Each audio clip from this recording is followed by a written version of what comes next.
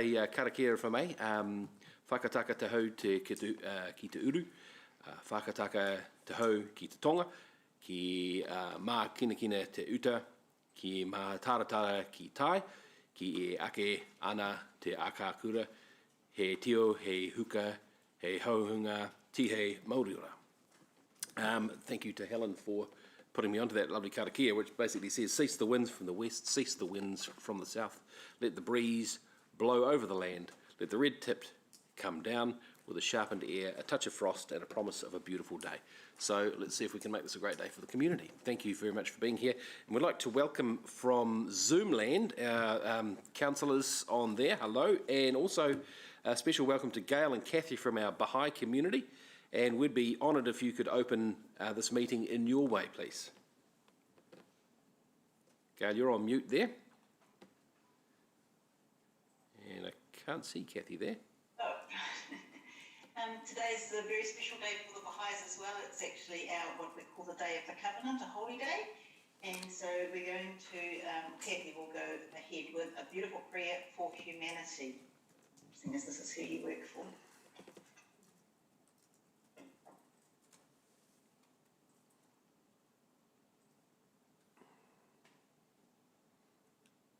Okay, Kathy, I think you're connected there, so we just need you off mute and we're away. Oh, there we go.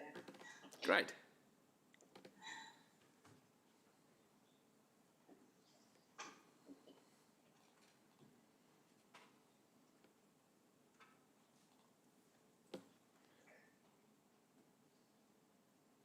Right, Kathy, you've been introduced and the floor is yours. We're all watching you. Hope you don't mind. Okay. Oh, thank you. Today is a special holiday for the Baha'is around the world, and it's known as the Day of the Covenant, where we remember Abdul Baha, the son of Baha'u'llah, who was the prophet founder of the Baha'i faith. And Abdul Baha is known as the perfect exemplar of how we should live our lives. So this is a prayer for humanity written by Abdul Baha. O thou kind Lord, thou hast created all humanity from the same stock. Thou hast decreed that all shall belong to the same household. In thy holy presence they are all thy servants, and all mankind are sheltered beneath thy tabernacle. All have gathered together at thy table of bounty. All are illumined with the light of thy providence. O God, thou art kind to all. Thou hast provided for all. Thou shelter all, conferest life upon all. Thou hast endowed each and all with talents and faculties, and all are submerged in the ocean of thy mercy. O thou kind Lord, unite all.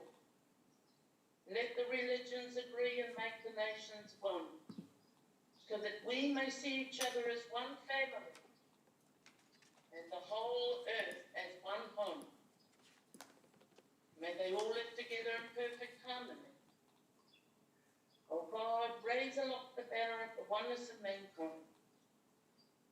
O God, establish the most great peace. Cement thou, God, the hearts together. O thou kind Father God, gladden our hearts through the fragrance of thy love. Brighten our eyes through the light of thy guidance. Delight our ears with the melody of thy word, and shelter us all in the stronghold of thy providence. Thou art the mighty and powerful. Thou art the forgiving, and thou art the one who overlooketh the shortcomings of all mankind.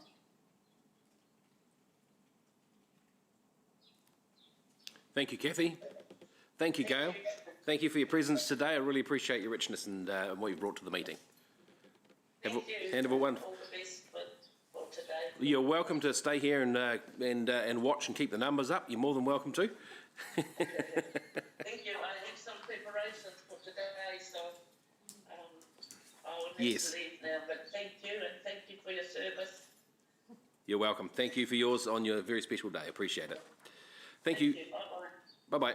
Right, we're moving on to apologies. Now, Councillor Gallagher, I see you've arrived, so we will take your apology off, or are you in and out? I know, it's worth apologising for. Are you the... It is, too. Yeah, I know. You've rocked our world, man. I know, our world is rocked. And then he goes.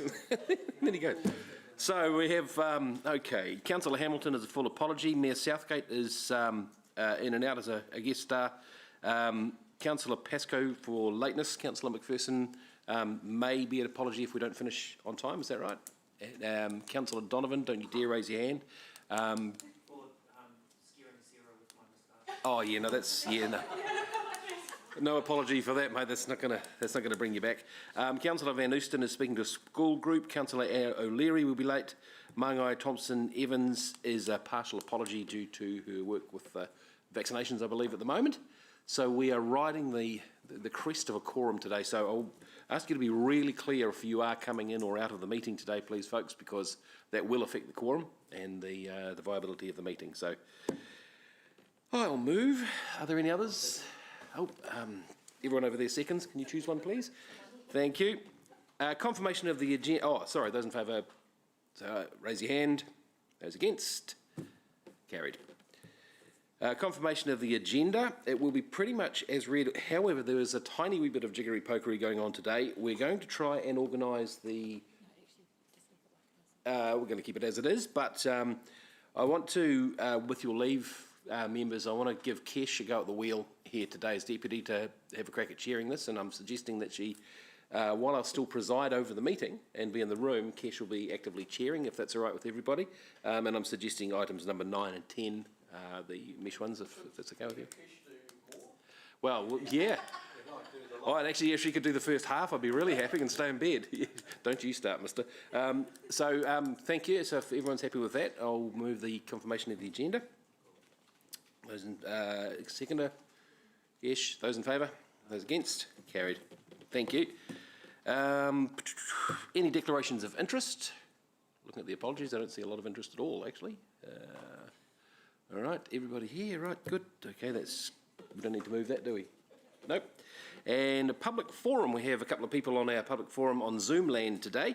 We'll start with Aaron and Ellie from Te Whare o Te Ata, speaking to item 8, which you'll have read. We're looking at reclassifying some of the park in order that they may operate out of the Fairfield Community Centre, which we're very excited about, but with an open mind. So Aaron and Ellie, g'day you. I'll just remind you that in the chamber your heads are remarkably huge and we're all looking at you. So no pressure, but it is great to have you on. We'll 10 minutes or 5 minutes, and please leave some time for questions at the end of it if you can. So we're away. It's all yours, Ellie. You're on mute there too.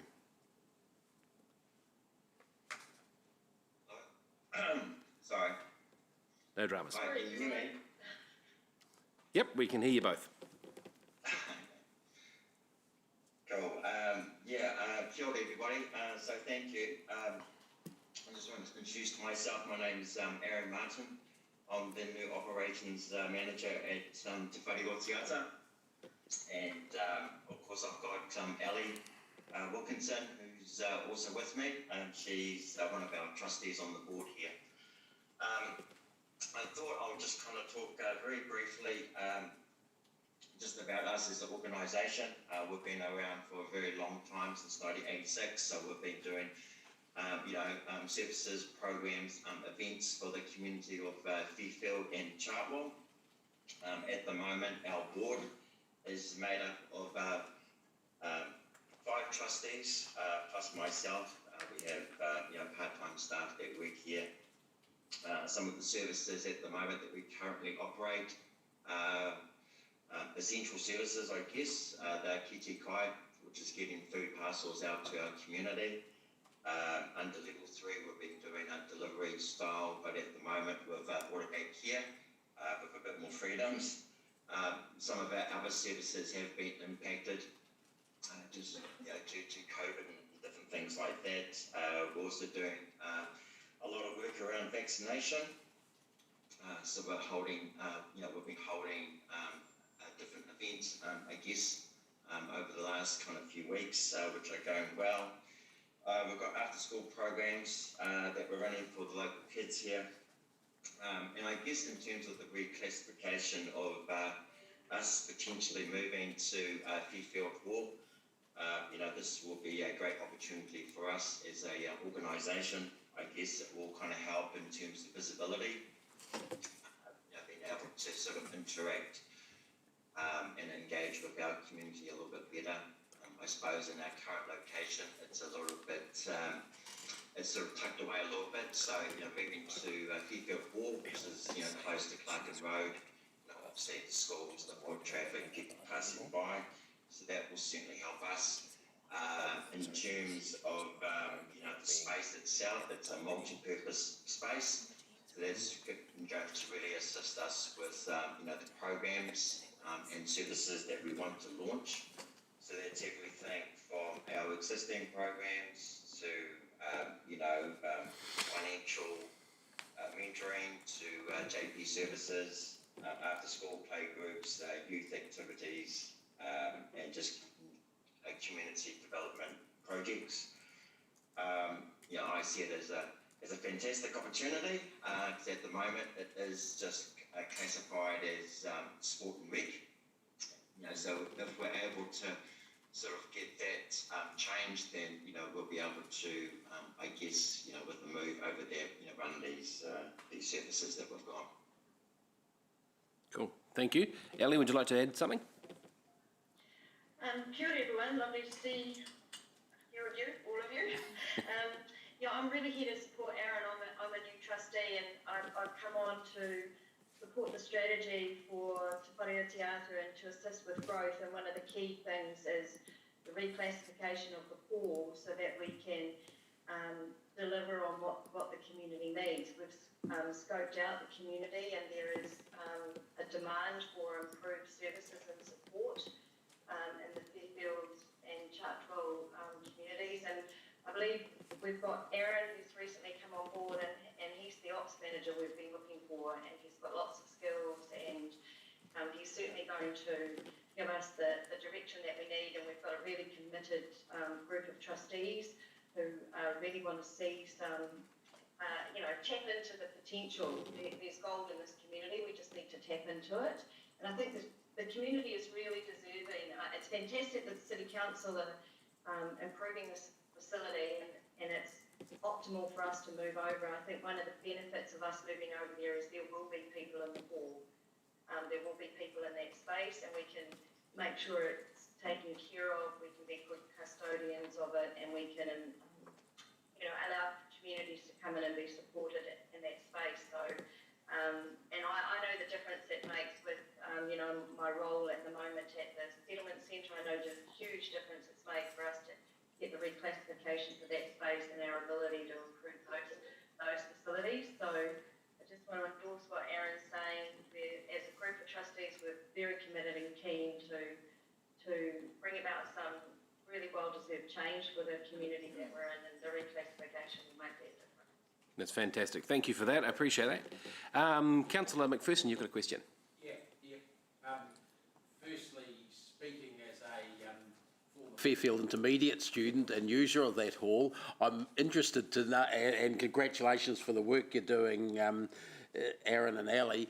I'm interested to know when it sort of became a sport and rec classified thing, because I can remember being there at school dances and having community fairs based in the hall and things like that. So clearly it had the right classification once and then it stopped. So look, it's not vital that I have an answer now, but it seems to have got wrongly classified in the middle somewhere. Yeah, there might be a question when we come to that item. We'll hopefully have an answer for you then. That would be great. Good point you make. Welcome to Pora. Great, thank you. Is that all, Dave? No. Margo, Ollie, kia ora. Thanks, Chair Mark, and Aaron and Ali. Just a quick question: who are the other trustees on the board? Simon Ledley is our board chair.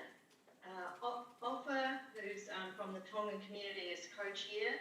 We have Anne Douglas, who's coming in with for financial expertise. She's the financial officer at community of Waikato. And myself who has come on recently, and we've got Vic Neers who's with the City Council. He sits on the trust in an advisory, so he's not a voting trustee, but he sits as an advisory to our group, and we're currently on the search for a couple of capable other trustees to we've got a skills matrix, and we're hoping that we can bring someone in who's connected through the schools. The schools are a really important part of our community, and we're looking for some another 2 trustees to come on and join our group. Thank you. Do we say thank you as an acknowledgement that you'd like to be put forward, Ollie? Or? No, great. Hey, would like to also, I think it's worthy mentioning respect to the memory of Dave Armstrong, who was very strong with Te Whare o Te Ata for many, many years, and he passed sadly after a long battle. So we acknowledge him today. Any other questions, councillors? Thank you for your contribution today, and echo what Councillor Dave said. Thank you for your great work you're doing. It's great, and we'll look forward to hopefully a positive result for you today. Kia ora, thank you. And thank you. And another exciting project we're looking at today is Magical Bridge, the playground. And a lot of work's been going on in the background of this one. We have Peter van Vroonhoven and Georgina Halewood from the Magical Bridge Trust, I believe, online somewhere. I can see Peter. Kia ora, Peter, good morning. You might be it today. We'll be reasonably relaxed with time, but a guideline is 5 minutes, and we'll try and leave time for questions too, please. I will do my absolute best to stick within the time frame. First of all, Te Marie, Councillor Bunting, Chairman of the Committee. I'd like to acknowledge, say good morning to Bishop Amira. She's in the room. Obviously, the councillors, council staff and observers. Kia tātou, ko Peter van Vroonhoven ahau. I'm the co-founder and Timawaki, or board chair of the Magical Bridge Trust, and I'm here speaking on behalf of all our trust board members. 2 years ago, Tim Young, Joy Ho and I decided that Kirikiriroa Hamilton should have a Magical Bridge playground. Indeed, we need a Magical Bridge playground. Since then, the 3 of us have been joined by Georgina Halewood and Morris Flynn to form the inaugural board of the Magical Bridge Trust, a charitable trust set up to fulfil the dream of a Magical Bridge playground for our community. We've developed a relationship with the Magical Bridge Foundation in the USA, who have 10+ years of research and feedback on what makes a Magical Bridge playground the most magical it can be. We have access to their intellectual property, design support and processes at no cost to the Hamilton City Council. Hamilton City Council has a great reputation nationally with its progressive and inclusive approach to all things play and accessibility. I can tell you from talking to colleagues around the country, they are envious of us, as many councils try to talk the talk but really walk that talk. Elsewhere, many projects are poorly designed with limited consultation, or if there is consultation, input from disabled communities is often ignored, leaving some really quite undesirable outcomes. We're so grateful that the Hamilton City Council is listening to the needs of the disabled people, and I know they do that across a number of projects and pieces of work. And we hope that you will agree later today to set the benchmark for all councils and local bodies here in Aotearoa, New Zealand. Hamilton City Council already builds great playgrounds, and with many having elements of accessibility. Magical Bridge Playground, however, goes way above and beyond this. With all impairments considered, the neurodiverse, brain injured, the aged and infirm, vision or hearing impaired, as well, of course, with those people who have physical disabilities, whether they be by injury or genetic malfunction. Their able-bodied friends and whānau can join them to play together the way that a community should. There are no playgrounds in Aotearoa, New Zealand that meet all of these needs in one place. Our community consultations and many discussions with council staff over the last 2 years have identified Claudelands Park as the ideal location for Hamilton's Magical Bridge Playground. So with that in mind, referring to the council report prepared by Maria Barry, we submit that option 2 be agreed upon later on by the committee. That is, enter into a memorandum of understanding with us, the Magical Bridge Trust, to develop a fully accessible playground at Claudelands Park for the following reasons, which are also outlined in paragraph 35 of that report. And those reasons are Magical Bridge playgrounds are best located where there are already large or destination playgrounds rather than in smaller neighbourhood playgrounds. Proximity to diverse neighbourhoods, easy and plentiful accessible parking and room for more if needed. Existing restroom facilities, existing land formations which are already in place at that park that can be utilised and modernised and altered to suit our designs. Proximity to organisations that provide assistance to disabled communities. I know CCS Disability Action is just around the corner, brain injury and autism all pretty close by as well. Existing park facilities can be incorporated into the new design. There is ease of access for those using on foot or using public transport, or of course if they're using wheelchairs or any kind of assistance aids. And it's a location that is already known and free to the public. Additionally, Claudius Park is away from roads and road noise, adding an additional element of safety and reduced unwanted auditory stimulation for our neurodiverse visitors. Lastly, a decision today for option 2, based on Claudius Park, will allow us to start design work immediately and participate in the very first funding rounds of potential funders from the beginning of 2022. So to close, option 2 is our preferred option, and we look forward to enhancing our partnership with the Council. So Kiri Kiri Roa Hamilton sets the standards for all councils, and our community gets to enjoy the most magical play experience. I'm happy to answer any questions. Ngā mihi anō. Ngā mihi, Peter. Thank you. Councillor Thompson. Thank you, Chair, and kia ora, Peter. I was just, in terms of the location, have you looked at, were there other locations where they were relatively suitable, while not in your view as suitable as Claudelands, but what would be those other locations?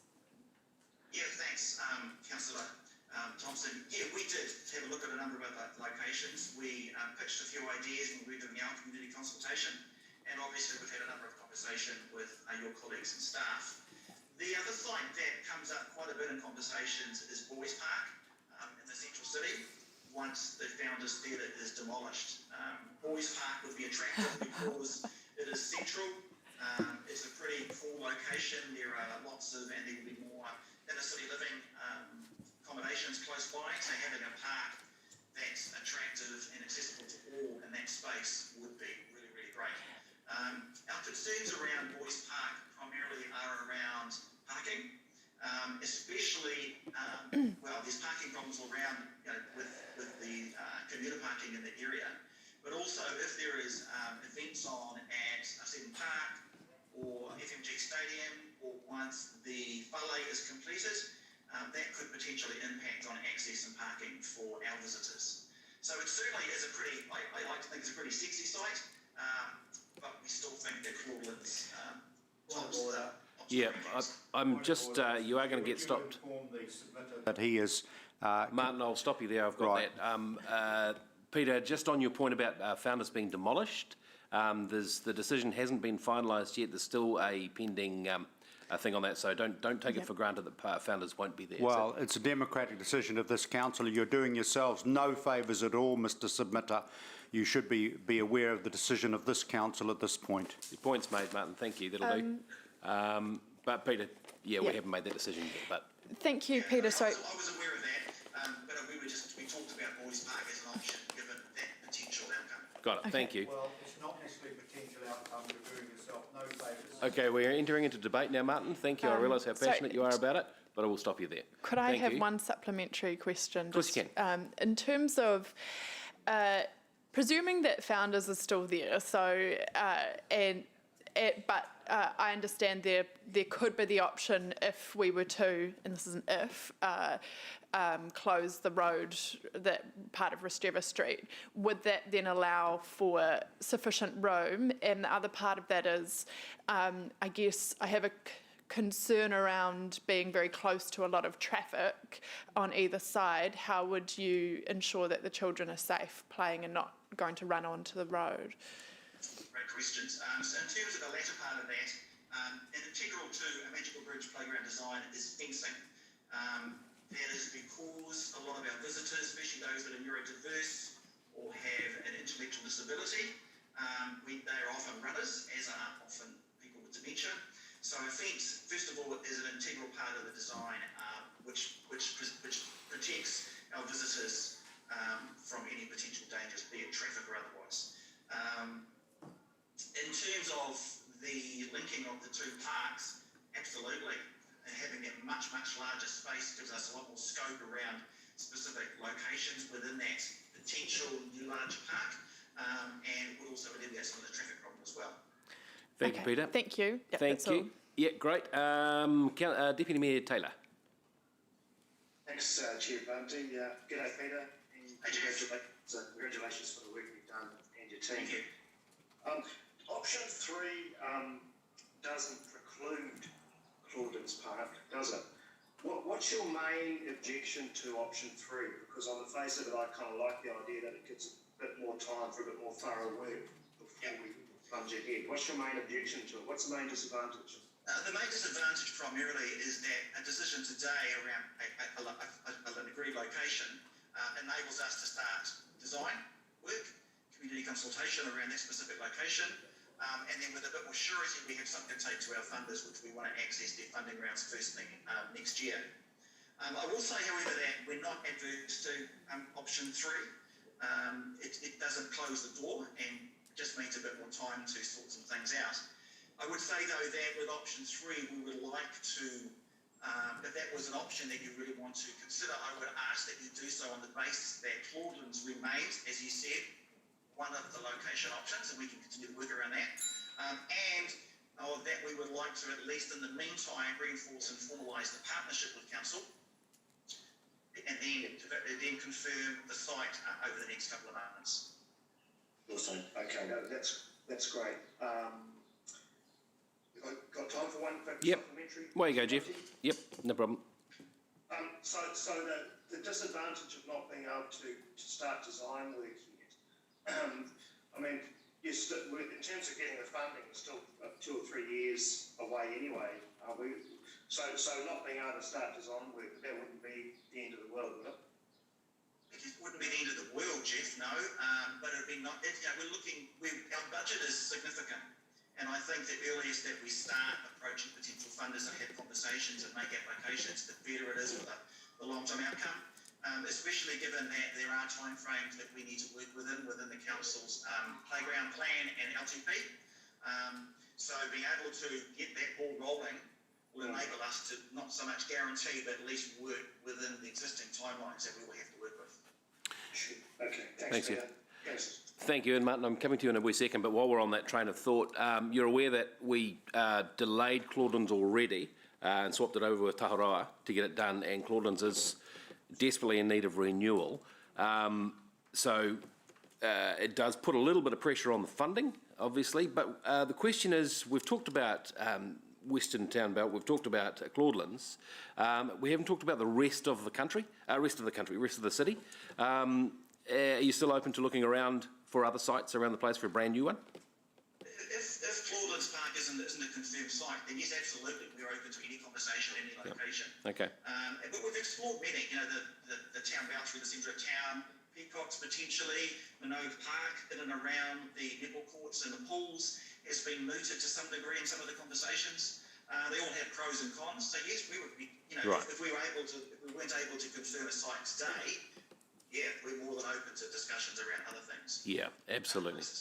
Okay, no, that's absolutely cool. Yeah, like I think, as we've agreed, the objective is to get this on the table, and I think you'll notice that we're all very, very keen on the idea. So, Councillor Gallagher.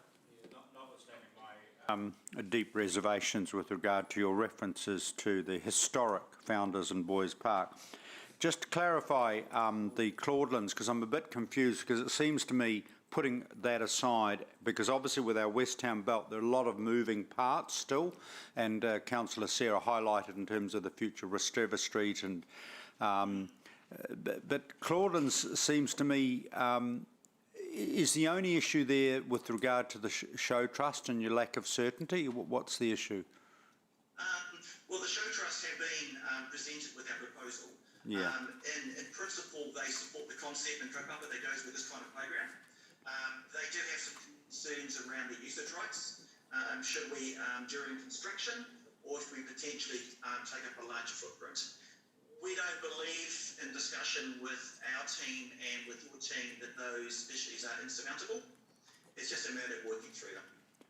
It just with respect, because, just focusing my own mind on the recommendation, it just sees the whole totality of Claudelands Park in terms of access, green space, surrounds.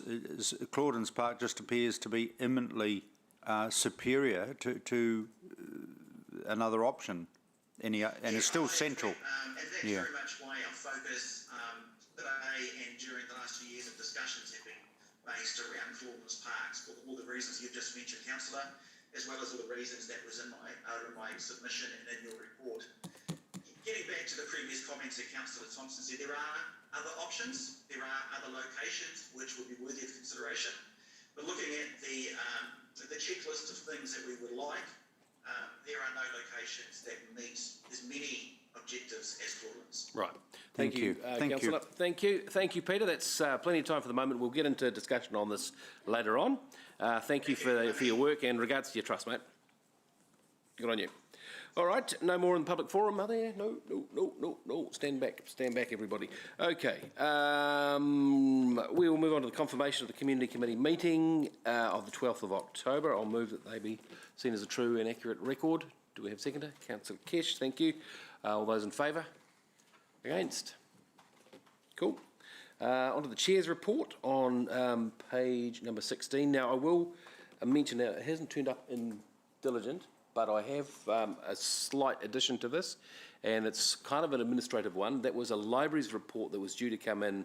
We deferred it last meeting for this one, but the libraries report was on how the libraries are working towards Hei Pou Manawa Ora. Now, we were due to have a report on the work stream of Hei Pou Manawa Ora here today, but they didn't get it done in time. So it would be, in my mind, kind of pointless to have something pointing to something that hasn't been agreed to yet. So what I am moving with the leave of the committee is that as soon as possible after the work stream for Hei Pou Manawa Ora has been ratified by this body, then we get the library's report in straight after that. So with due deference and thanks to the library staff. March, the very next one. That's, yeah. We were hoping it was going to be today, but they just didn't have it ready in time. This is the Hei Pou Manawa Ora workstream one. So, yeah, it's, well, I'll keep you informed on that. But, well, the very next community meeting we can have. Okay. Any other questions on that one? Sorry, March is our next meeting. Well, I think, is it February or March? March.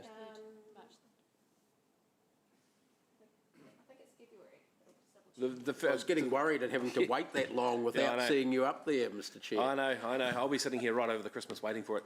But yeah, the very first committee meeting that we have, or the very next one we have. So this is the first of the last of this year's, and then we, I know, the whole world waits.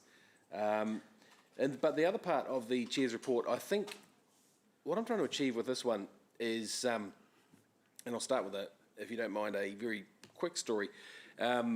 About 6 months ago, I had a call from a resident of somewhere up north, and she was very upset. She couldn't get hold of the council. She'd been trying to get hold of the council, and she was very upset. She said, "Can you help me?" I said, "Well, I'll do my best." And it turned out that her kid had kicked a ball on the roof of one of the changing rooms at Korikori Park, and she couldn't get hold of anyone to get it down. Now, as it happened, it was a time during lockdowns and there were people away, and it just got lost in the system. So I rang Maria Barry, who rang the parks person, who rang their employee, and they said, "Oh, that's terrible, we'll go and sort it out right now." This is 7:30 at night. They went out with a ladder, they got the ball, and they hand-delivered it to these person's house. Now, you'll remember when Richard left, he made a comment that these are the real wins for council, and I wanted to use the Chair's report as an opportunity to highlight some of the brilliant work from some of the unnamed people we get in our team that really do us proud, that really do face the community. These are the people who climb ladders for our residents at their own risk. These are the people who go down holes for our residents. These are the people who wipe up some disgusting stuff for our residents. So there are some here. There's Kathy Pham, Ira Johns, Jessie Golden, Michelle Rivers. Zeke Fisk, Global Chand, Iona Manu. Those are some who our staff have reported to us of the real unsung heroes. So if you can think of any that you'd like to mention now, I reckon it would make their day. I just want to give them due thanks from this body. So, yes, that's all I got to say about that. So if anyone's got anything to add, they are more than welcome to. At this point, just me? No. Councillor McPherson. I appreciate you doing this. I guess I'm picking out any individuals is difficult because there are a lot of other individuals, obviously, and I at times have worked very closely with the community development staff members, one of whom, Iona, you've got mentioned here, but there are several others, obviously, that aren't mentioned, and their position hardly ever puts them around the council table here with us, and I think that perhaps that's what I take out of this, is that there are people that we never see at our governance meetings that are doing, I was going to say a shitload of work, but I'm allowed to do that out in the community. You know, I really appreciate the work that the people in that area do, also in plenty of other areas too. That's one I'm sort of personally more familiar with than most, and so I'd like to do a shout out to all of the community development staff perhaps there, and I think maybe we can, as a result of sort of discussions like this, we can look sometimes, occasionally, at having presentations by groups of people rather than the managers. Fantastic. Yeah, it's a really good idea. Yeah, take that on. Well done. Thank you, Dave. I very much appreciate that. Councillor Noddy Rolfe. Thank you. I just want to say thank you, Chair, for this report. Reading it, it was really heartwarming, the way you've done it. To highlight these unsung heroes, and just to give them a bit of time, you know, for recognition. It's so important, the work that they do, and just to back what Dave said, that community development team, you know, they're out there on the ground doing the hard yards, especially during lockdown and this year, and I think it's so good for us to recognize that. So yeah, just thank you to the staff, the massive staff team, for getting through a very, very challenging year. And just to let them know that we are recognising them and appreciating all the hard work that they're putting into the community. Kia ora, Kesh, bang on. Thank you. Councillor Martin. Obviously, you're an excellent Deputy Chair who will be taking over the chair. I can't wait for her to assume the chair, Mr. Chair. She's pushing it, eh? He's really speaks for all of us, you know, and the shout out, and I appreciate the shout out. As Dave Mack says, certainly speaking as a Westwood councillor, you know, there are a number of incredible, what I call community heroes, that both work within the community development team, but also in the various community houses and those. I'm just wondering to our GM and Chair and Deputy, if you can, I think it'd be a really great idea to, first up, would be to get a bit of a get-together with our community development team and its leadership, and interact with them on their visions. And for example, I'm acutely aware that the Becker's, sadly, says I, Becker's replacement, very sad to use the word Becker and replacement, the two words, are going to be preparing a report with regard to what a community committee might look like, and the potential trial programs in the Norton Crawshaw and the Enderley Fairfield area. So I would really welcome a kind of, you know, interaction, and I know that there's been previous reports, you know, that have come from those areas. But so if I could have that as a chair staff action, I think it'd be really great to get together in the new year. Or even a pre-Christmas bus trip. Yeah. Look, I mean, okay, and you know me. I mean, apparently I've read somewhere we've got a touchy-feely thing with colleagues in February. Personally, I'd rather be getting on a bus and getting out and about, but that's another thing. Righto. All right. Thank you, Martin. Councillor Sarah. Thank you, Chair Mark, and absolutely support your Chair's report and thanking our staff over this very challenging time in particular. And I also just wanted to highlight the work that some of our staff did around supporting Here to Help You and with the food packages and assisting the community over this lockdown period, and the work that I know Philippa and others in her team have done around supporting vaccination efforts within the community and being that liaison between the DHB and those community-led vaccination efforts. So that's been really fantastic, and it hasn't been something that's been so visible, but now I can see it's in this report later today, and so it's fantastic to be able to acknowledge the work that's been done. Okay. And also just a shout out to, I guess, our staff who are over this time have been working at, say, the wastewater treatment plant, the water treatment plant and things, and they take their jobs very seriously and work really hard. And while many of us have been at home on Zoom, there's many staff out who are, I guess, getting up every morning or whatever it is to be there in person. So yeah, I definitely think that we could do more to continue to acknowledge that. Absolutely, we'll keep looking for opportunities to do so. That's great. Thank you, councillors, for that. And look, I don't think anyone would disagree that these people do it largely because they love it and they really do care about our community.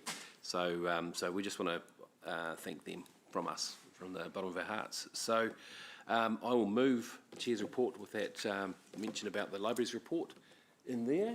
Thank you. It's been moved and seconded already. Thank you, Margo.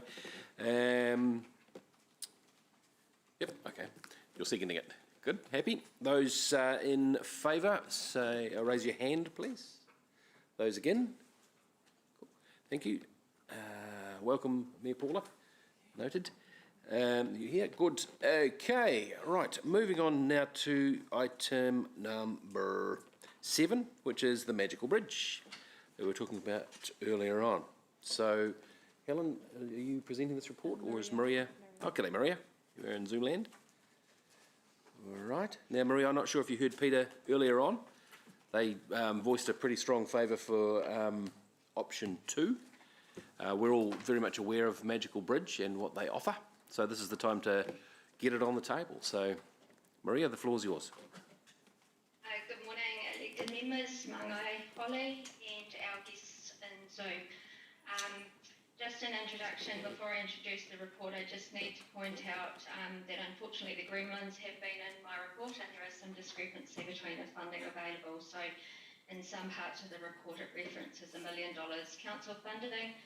I need to confirm that there is $1 million of renewal funding earmarked Claudelands Park plus another $200,000 of improvement money. So you can confirm that the total available council funding for the Claudelands Park project would be $1.2 million. Also need to point out that in paragraph 76 it says that I will give a verbal update on the back of a Tina Wha Whakatapu Ake committee, which was scheduled for yesterday and unfortunately didn't go ahead. So we have not been able to carry out any consultation or get feedback from that forum, including Fork. Peter did a most excellent job, I think, of outlining the proposal and Magical Bridge and what it is. I do expect, there are questions on the site. What I would say is that in the staff analysis, you will note there is actually no completely perfect site. Each site has some compromises that would need to be made. The staff recommendation at option 3 was in order to enable us time to fully communicate with the stakeholders at Claudelands Park before council submit approval to use that site. So I will leave it there and open up for questions. All right, we'll open the floor. I'll kick off with a couple, if we may, Maria. My question is around capacity of a Magical Bridge playground. Bearing in mind that we, with the Claudelands proposal, would be replacing an existing already packed playground, whereas with another brand new one would be increasing our playground capacity. What capacity are they talking about for kiddies playing with Magical Bridge? So my understanding, Councillor Mark, is that the footprint of a Magical Bridge playground is larger, and that is due to the size of the equipment required being larger, but also because it will cater for a fenced picnic area where the whole family can sit and enjoy alongside the kids who are playing. Does that answer your question? No, I'm sort of after numbers as to how many kids could play on it at once. Yeah, we don't have that information, I'm sorry, Councillor Mark. I think you could expect a similar capacity to any of our destination playgrounds, Haripaki, that sort of size, so it's not going to necessarily increase the capacity for play, but it will increase the capacity for families to have a safe space. Yep, to be. Yep. Thank you. I appreciate that, Maria. I've got more questions, but I'll ask them later on. Councillor Naidoo-Rowe. Thank you. Thanks, Maria. Just with Claudelands, I mean, that's come up quite a lot this morning. And I'm aware that, you know, with the renewal being overdue or somewhat overdue at the moment, just looking at point 24 with the timeline for the Magical Bridge playground, it says construction would be in 23. How does that fit in with Claudelands in its current state, and what would be, you know, the plan till then? So if that timeline was stuck to, it would likely mean that we would be removing pieces of equipment from the Claudelands Park site and not replacing them. So there would be diminished play value. Again, I guess the staff recommendation enables us time to work out whether we could stage it and start some construction next year with the council funding and the ability to add on to that in future years when the external funding. So are you saying if we went with option 2, that nothing would happen in the meantime? If we went with option 2, my understanding, Councillor Kish, is that we would be asked to hand over our funding for the renewal. I see. To contribute to the construction of the new playground. Again, hence the recommendation for a little bit more time to kind of flesh things out and get the detailed plan in place so that we can make sure that we're not losing play value. And if we went with option 3 as recommended, does that take Claudelands off the table completely? It does not take Claudelands off the table at all. It enables time for us to have conversations with the show trust and reconcile any potential issues that are currently with that site. Okay, awesome. Thank you, Maria. Thanks, Councillor Kesh. In order of questions I've got now, just so you know you to be awake, Ollie, Dave and Martin, in that order. So, Māngai, Ollie. Thanks, Chair Mark. Kia ora, Maria. Thanks for your report. Just a couple of questions, just leading off this with the show trust. You know, in the correspondence they have some concerns and looking forward to the consultation. Obviously familiar with the show trust and the history with Claudelands developments and so on. Any idea what their concerns are in a bit more detail? To be fair, the show trust has turned around that feedback. They were not able to meet in person with us or the Magical Bridge Trust due to the lockdown levels. Space in Claudelands Park that they would need to run successful shows, and they just want to make sure that there isn't a conflict between the two things. Second question is just around park a few weekends ago. I just noticed it's a stunning inner city park. Have you noticed the usage of that park increasing over time? Anecdotally, yes, we don't have any fixed and firm data, but I would expect with a proposed fence around the proposed new development, what are your views on that in terms of the utility of the wider park? I think it can be managed in a way through design where it doesn't have an impact.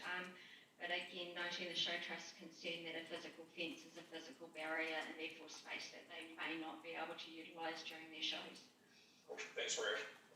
Kia ora, Ollie. Appreciate that. I will signal that I'll move the staff recommendation of option 3, seconded by Councillor Kesh. But Dave, you're up. I'm going to move the staff recommendation of option 3. Oh, right, Yep. yep, okay, thanks. And I was just going to comment on option 3. Sure, absolutely. Or ask a question. I note that option 3, Helen, sorry, I'm just trying to flick between pages here, says that staff will work with the trust over a funding plan as well as anything else. Now, on paragraph 52, it talks about the trust planning to apply for gaming trust funds, amongst others, not only that. While they are not council, has council's policy on gaming trust funding been discussed with them so that they're aware of it? And if not, can that be as part of your funding plan discussions, I guess? Bearing in mind, in my mind, and certainly in some councillors' minds, gaming trust funding is derived principally from more deprived communities. New Zealand, we're talking about pokey money here, not necessarily lotteries, which is somewhat different.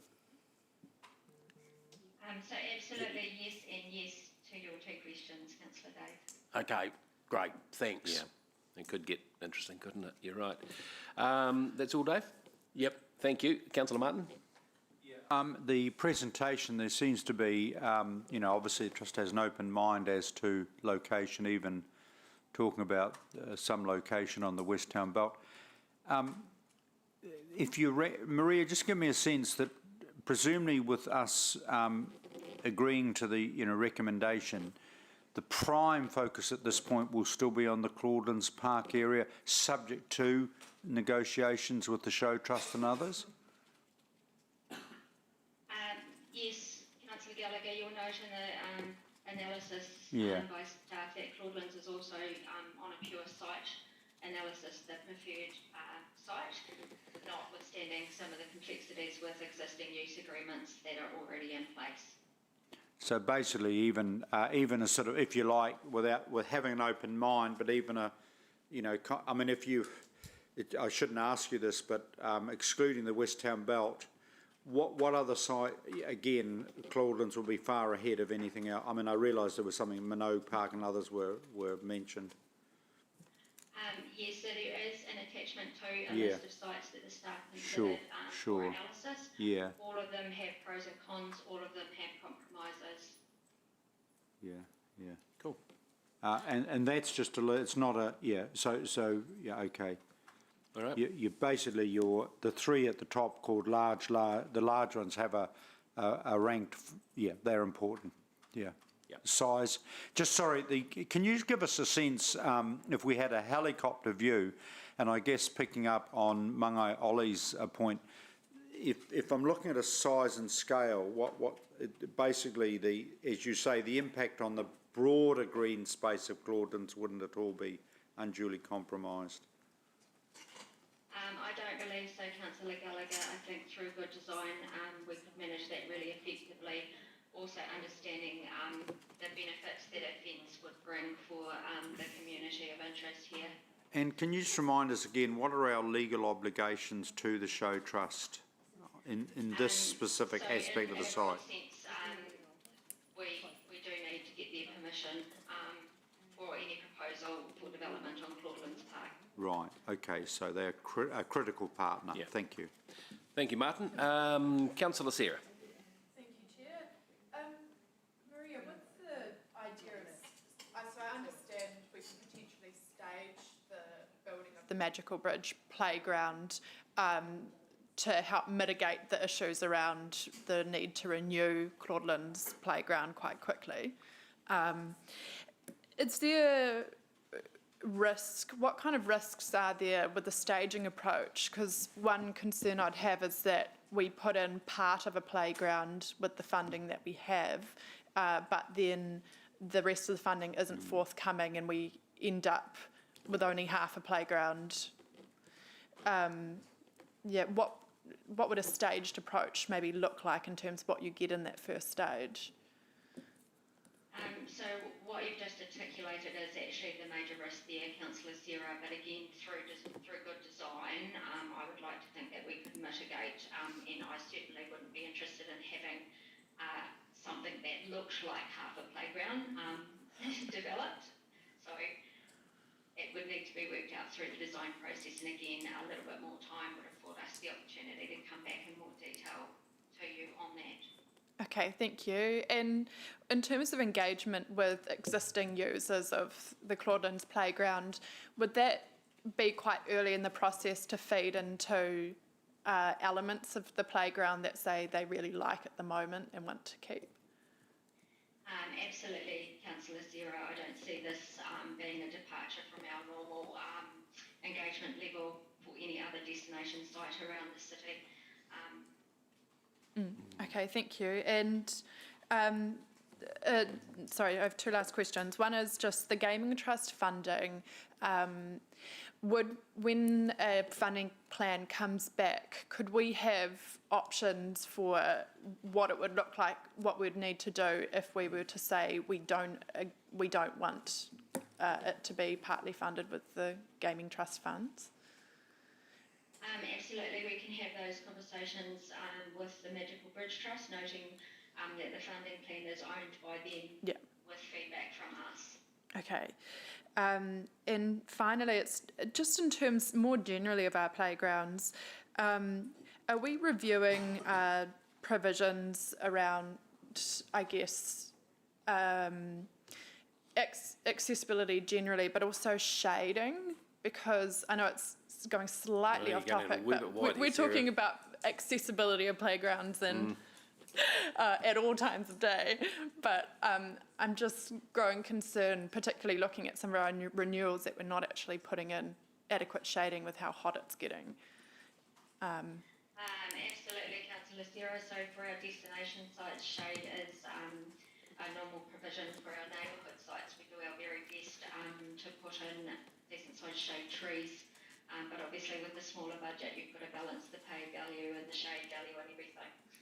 Okay, but that is a discussion we're having, and we will continue to have. Thank you, Sarah, for Yeah. highlighting it. Could we have a discussion on it at some point, please? Yes, we will. Yes, noted down. Thank you. Thank you. Great. Not that I disagree with it in any way, but I admire your pluck. Great. Okay. There being no further questions, it has been moved that we go with option 3, and if I may speak to it just very briefly, let's do this. Let's do this really well. Let's do it properly. Let's do it right. We have been talking with Magical Bridge for some time, and we did give them consideration with Taharoa so that they could get further down the plan with Claudelands, but it's getting pretty tight for time with Claudelands. That's our problem. The issue with, I don't have any problem if they can find the funding and we can get it going for Claudelands, let's go for Claudelands. I still think that is the premium site, but we do have to be pragmatic and we have to renew that playground sooner or later. My worry with going with a hybrid is we either have a fully accessible playground or we don't. Now, until that playground is fully accessible, it's not a fully accessible playground. It's not a Magical Bridge playground. And we're going to end up with a playground with just more stuff that is accessible, which is nice and it's good, but it's not what we've got the opportunity to do here. We've got the opportunity to do a Magical Bridge playground. The reason I brought up capacity earlier on is, wouldn't it be better to do a brand new playground and increase our overall play capacity for the kiddies and the families of Kirikiriroa, rather than try and squish this into something that's already very, very popular. I really think this is magnificent, and I think it's a really good opportunity for Hamilton Kirikiriroa to fly above the rest of the country and say, this is our community. I love the fact that it is fully accessible for disabled and non-disabled families and kiddies. I think it's just brilliant. It's a lesson I learned last term when I tried to suggest a fully accessible playground just for kids with disabilities, and I got shot to bits, realising that integration and mainstreaming and thing was everything. So I've learned that lesson, and I think this is a magnificent idea. Martin, don't worry about Founders. This is not a threat to Founders Theatre or Heritage Founders Theatre. I think we can put it anywhere in Boys Park, and with a great design that comes with Magical Bridge, I think most things can be mitigated. If you look around the country, or look around the world where these things are, some of them are in really busy spots. So I think good design is going to mitigate a lot of those worries we have with traffic and noise, etc. However, I'll wait and see what the group has to say. Kesh, did you want to speak as seconder, or do you want to wait? Councillor Martin. Thank you. I just want to focus on the introductory paragraph of the report, and I think this is really significant. I'm going to, bear with me if I read 2 or 3 sentences, because I think it encapsulates an amazing vision. It says, where most playground designs focus on merely physical disabilities, Magical Bridge designs incorporate the needs of children and adults with autism and sensory impairments, those with intellectual disabilities and visitors with hearing or visual impairments, while still providing movement and socialising options for older adults. And this is the key sentence: creating a fun place for the entire family to play together is what makes our playgrounds truly magical. And I noticed that they talked, obviously, of the list of key stakeholders, and as a previous long-serving board member of Parent to Parent, which of course with Life Unlimited cooperates to administer the Altogether Autism service, this project is absolute music to our ears, and I want to give huge credit for the visionaries on the Trust who are advancing us, and I think a partnership with the City Council is fantastic. And this is the whole area of our evolution of greater awareness and togetherness, because all Hamiltonians, all residents of Kirikuraroa, all families, all young people have equal rights to access. And I think I don't think we should underestimate, personally, this particular visionary project. Notwithstanding my somewhat robust observations around the Heritage Founders Theatre site, I think personally, hopefully we can make Claudelands work. And again, I do the history thing, and I do a big shout out to former Mayor Margaret Evans, because the reason you even have this Claudelands Park site and the evolution, from the show truss and the horse things, the Claudelands Park as we know it is purely for the vision of her and her council of the time. And this is an amazing example where vision back then, now as it a subsequent council, can talk about this amazing central city park. And again, we talk of Hamilton Gardens being iconic, the lake being iconic, Lake Whaiwhakariki being iconic. I think Claudelands, with the settlement centre development, this development is going to have a similar sense of uniqueness and specialness. So yeah, fully support this recommendation. Thank you, Martin. Councillor Sarah. Thank you, Chair. I love the idea. These playgrounds are designed for... There we go, you're right. Everybody. All ages and all abilities, and they're really thoughtfully designed. And I think that actually it will make our playgrounds more usable for everyone.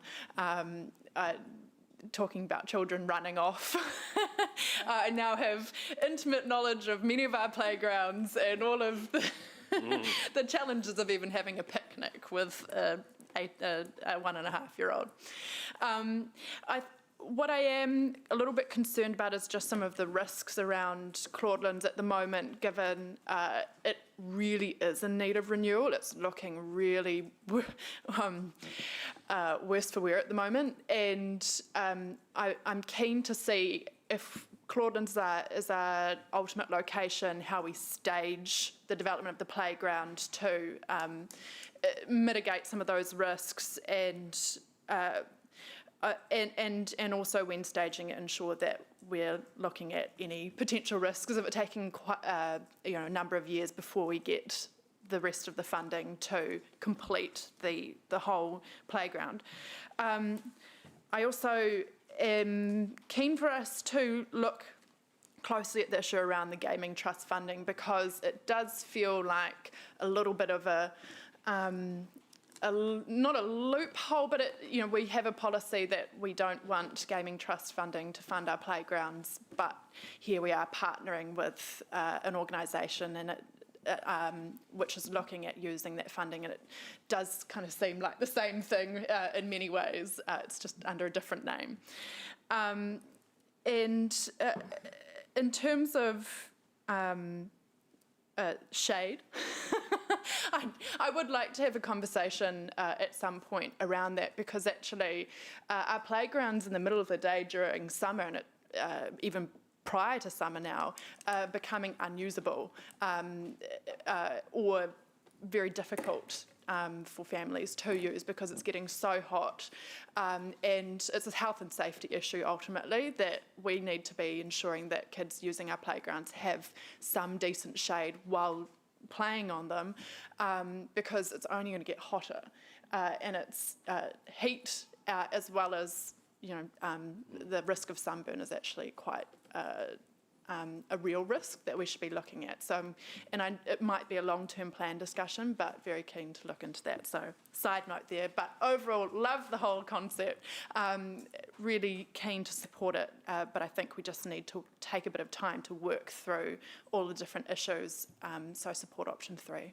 Thank you, Councillor Sarah. Appreciate that. I'll go Deputy Mayor, then Councillor Kesh. Thank you, Chair. Look, I support the speakers before me, and I'm supporting option 3. I think it's a good common sense option. Congratulations to Peter and his team, the Magical Bridge Trust, for the work they put in and their passion and commitment. They're going to have a whole lot more work to do to get the external funding necessary, but I love ambition. I'm sold on this concept and I'm excited by it. I think Martin Gallagher spoke really well about it, and I agree wholeheartedly.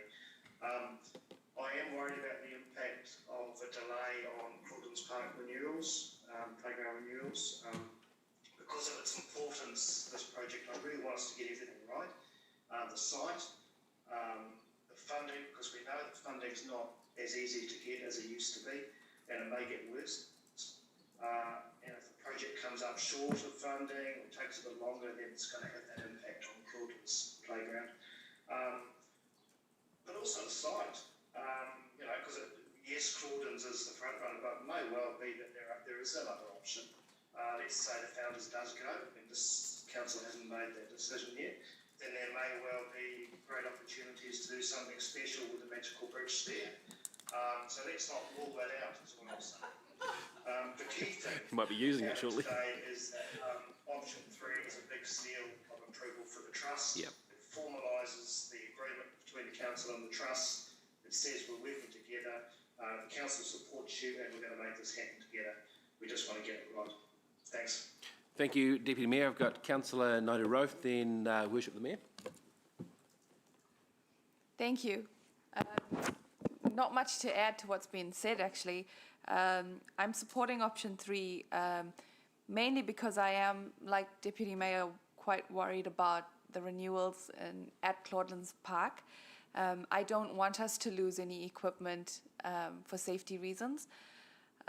That playground is always busy, and we don't want to take away from that community. With option 3, I'm happy that Claudelands is still on the table. It's still an option. And like Councillor Martin said, with the upgrade of the settlement centre and what's going on that side of the park, I think there's an amazing opportunity to create a fully inclusive community hub of sorts. So I'm happy to keep that option on the table. Thank you. Really good. Thank you, Kesh. Mayor Paula. Thank you. Can you hear me? Just bring your microphone around there with it. That's it. Right. Thank you. And sorry about coming in on later in the conversation, but I have been following the report. Thank you. It's a great concept. I support option 3 for some similar reasons to my colleagues, and we've got to be pragmatic and practical. Don't want to see any delay to the equipment in Claudelands being renewed. I think wherever it goes, however, it would be wonderful to see accessible play equipment not too far from other play equipment, so that you've got an integration of community rather than having a playground completely separated or segregated from the wider community, because that's not how families are. And agree with the idea about shade. We're coming into that situation in New Zealand. Look how hot it is already in November, right? So yes, to get some respite from the sun. And as Kesh says, I think the Claudelands area is prime because it's near the settlement centre, which means that some of our vulnerable communities, our migrant communities, can also access it and enjoy it. It's actually also an event centre. I was a bit disappointed to see another pushback from the Waikato Show Trust, and I am the patron of the show, but you know, I don't get involved in their daily business. But however, I will have a conversation with them again, as I have done before.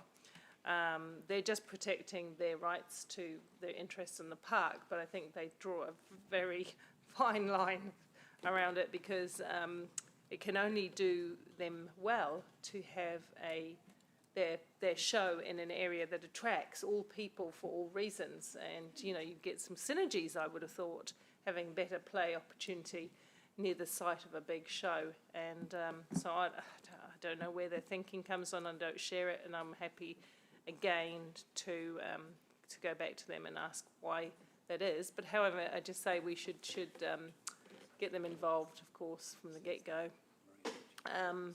Happy to always broker that conversation with them and bring it to the table. Just need to know that that conversation is to be had. So I think it sometimes is forgotten that I have that link and I can be of use. But no, great job, and thank you to all the people who've passionately pushed this, which doesn't include me, but a lot of you here in the background that have been working on beavering away on making this happen. Let's get it done, really. I would hate to think it took years to get done. And of course, at the moment, you're right, we haven't decided what happens with the theatre site. But there again, we hope that that doesn't take years before we have direction, because people are waiting now for what they should have already. Thank you, Mayor Paula. Look, just to wrap up, thank you for your contributions. I think there's general support for this project. That's great. It's very exciting. I think I read between Sarah's lines that she wants to turn the former Founders Theatre into a gazebo. I might have taken that wrongly, but I just want to see Martin's face. But on the shade thing, there are a lot of shady spots, and I would like to suggest too on this, when we are looking at our new play spaces, that shade is a prerequisite, and we have a lot of great tree-lined places, and there will be more if our trees policy actually gets some funding. Then we'll be able to, have a lot more spaces where shade is contingent on where we put our stuff. This isn't the end of our journey when it comes to accessible gear, accessible kit. To me, this marks a very strong start in the direction we wish to take for our entire community. So I think having a great Magical Bridge playground is a firm statement of this is where we're going, not where we are.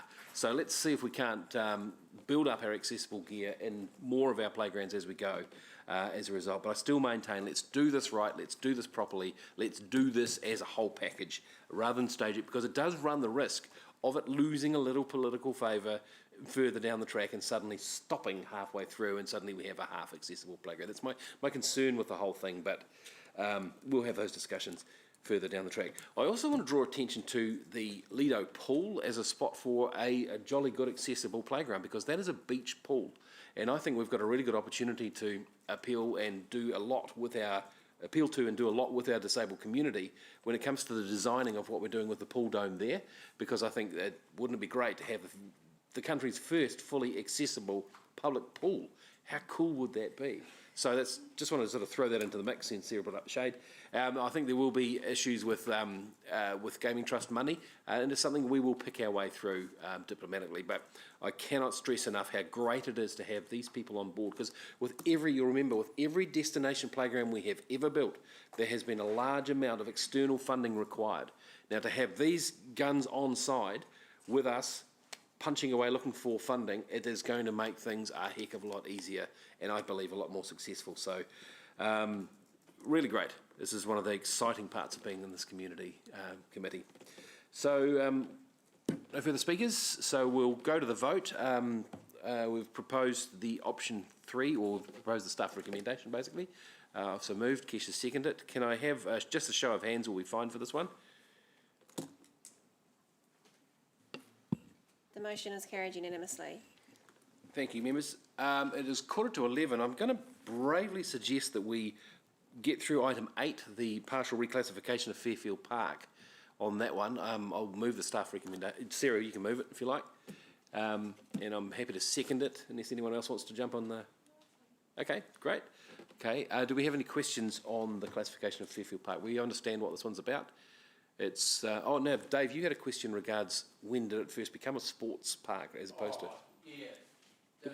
Look, it's not germane, it's not needed for this, but it does occur to me that it wasn't set up as a sports hall. Yeah.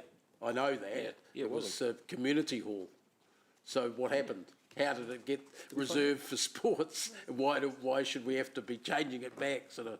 Agreed. Maria, I think, is on the call and she may have some oil for you there, Dave. Councillor Dave, I can't speak to what happened at the time when the hall was set up, obviously, but what I can say is that by reclassifying the reserve land under the hall and the other arm of the building, it just more readily enables a fit with the reserves and the community activities that Te Whare o Te Ata are. Yeah, no, I understand that. Yeah. Maria, it makes me worry about all sorts of halls, and I know we had a similar problem at Western Community Centre, but that was a more recent setup. The Fairfield Hall was there in the 1960s, and we've had police based in there. They're not sport and recreation as far as I'm aware. They might like to be, but, I'm not sure how appropriate our current classifications are, and maybe a whole lot of these is probably the question I'm really addressing. Man, that's not an answer needed for now. No, but so can we get some more information to all of us, please? Well, I'd like to see the information too, just the history of it, thank you, because that could impact further down the track on other ones. Any other questions, Dave? No, I'm still trying to get the vision of you dancing as a school kid out of my head before we go any further on that one. Okay, so I have moved the report. Now, we received the report, approved the commencement of legislative the process to change the classification, but we're also noting that there's going to be public consultation on this, and if necessary, there will be a hearings committee meeting on this, and staff will report back on that one. So it's reasonably chunky, but it's also reasonably straightforward, if that makes sense. So that's been seconded. Sorry, just before you do that. Sure, Dave. A question arises from that. Yep. At least at that meeting, we should have the legal background. Yeah. I think at the hearing, that is, so that it's there in front of people, because some councils somewhere along the line must have decided on the current classification. Yeah. Does seem it sticks out. So if there is a meeting that'll be brought to that, but failing that, that information will be circulated. Great. So Sarah, you've moved this one, haven't you? Pardon? Oh, did I move it? You move, I'll second. Oh, thank Do you wish to speak on it, or...? I don't think I need to persuade anyone. This is a good idea. But just wanted to acknowledge the great work that Te Whare o Te Ata do, and the move over to the Fairfield Hall, I think, was really positive, much more visible, connected to the park, to the playground, to the skate bowl, to the schools, everything. So, yeah, really positive move. Fantastic, sir. Councillor Kesh? Yeah, I just wanted to quickly just say how excited I am that Fairfield Hall is finally getting sorted. I'm assuming that work's already started. It was meant to be November, which is now. So thank you to the team for finally getting to this point. I know it's been a few years coming. Really keen to see this community group actually in the hall. And just something that Ellie said and I wrote down, she said, there's gold in this community, we just need to tap into it. And that's exactly what this change will bring. Love it. Thank you, Kesh. Mayor Paula, your seat 21, I presume? Is it? Might be. Yeah, There you go. Thank you. Thank you. Thank you. And thank you to the team for getting this work done. It's just common sense. I'm particularly pleased, like Kesh, because I started this conversation with Helen when I was in your shoes, Mark, last term about the hall. And it's all part of making sure that every part of our community is treated equally and has access to good quality facilities. And I'm afraid We all agreed after having looked in there. I mean, I literally did not want to touch anything when I went for my site visit in there the first time, and staff came in and deep cleaned it, and it got deep cleaned, and it was really good. But even then, it's tired. It needs a bit of love, and for people to start taking care of their community, you need to give them some reason to be proud of it. And so this is part of a bigger picture for me too. We're hearing noises, and this isn't directed at staff, this is directed at us councillors for our annual plan and long-term plan discussions. We're hearing from older parts of the community, which extend beyond Fairfield, but such as Beda or Melville, Glenview, some other parts like that, that they don't believe that their local facilities, their local toilets, their local playgrounds, their local access to things is on an equal par with other parts of the city. And it's hard to not argue that, because when you look up the north, which I call the shiny new north, everything is shiny and new and bright and lovely, right? So, and that's fine, because we're building good quality things as we build communities, and that's exactly what we should be doing. But we shouldn't be leaving our established communities behind. They have the right to have areas in which they can be proud. And really excited with the work that Kesh and Mark, you've been doing at Te Whareotiata and also to Papanui Enderley House, in terms of revitalising that whole community and seeing them as somewhere to invest for the future. So I think it's all positive. And so thanks, Helen, for all your work behind this. And a shout out to Maria Barry too, because she's really taken this on, and she had to take some hard criticism in the beginning that was placed upon her to get it done. So she's done a great job. Thank you, Mayor Paula. Look, I'll just very quickly add, I'm obviously very excited about this as well. Thank you to everybody who's been involved. One of the biggest excitements I'll have about this hall finally being done is that it will stop Kesh from nagging at every single meeting that we go to. When's Fairfield Hall getting done? When's Fairfield Hall getting done? So there's light at the end of that there tunnel, Kesh and Paula, and that's really exciting. The Skatepark Renewals due for next year. I've just been slipped a note, so it's looking good for there. It's looking really exciting. And I do want to just reiterate the process that when Kesh and I took this role on, we didn't want to just go in there and paint halls and go, gosh, look at what a difference we've made. We wanted to get underneath and find out who the community leaders were. And what I like about this is community driven, as is the work that's going on in Enderley. And that may take a little bit more time and a little bit more trust from us, but I think that's the approach that is stronger in these communities. You see the great places like the Western Community Centre, Glenview, etc. They're being driven by the community, and it's just a matter of building up resilience within these communities and letting them go and supporting them. So great work, Kesh and Helen and everybody on this. And we wish Te Whareotiata a good outcome of any hearings that may take place on this, and hopefully they'll have a nice new home. That's really exciting. So Sarah, did you want to wrap up, or you're cool? Okay, we'll put that to the vote. All those in favour of this, say aye. Motion is carried unanimously. Thank you. And noting that Councillor O'Leary's at the meeting, but she was stepping out back for the vote because she wasn't here for the discussion. Great. And so after the break, we'll take a 15-minute break. We'll go till 11:10, and then Kesh will take the chair. I'll still be presiding over the meeting, but she'll be doing the machinations. So good luck. And please don't do it too well, because Martin will never have me back. That'll do. Moving. Finished by about 12. Yeah.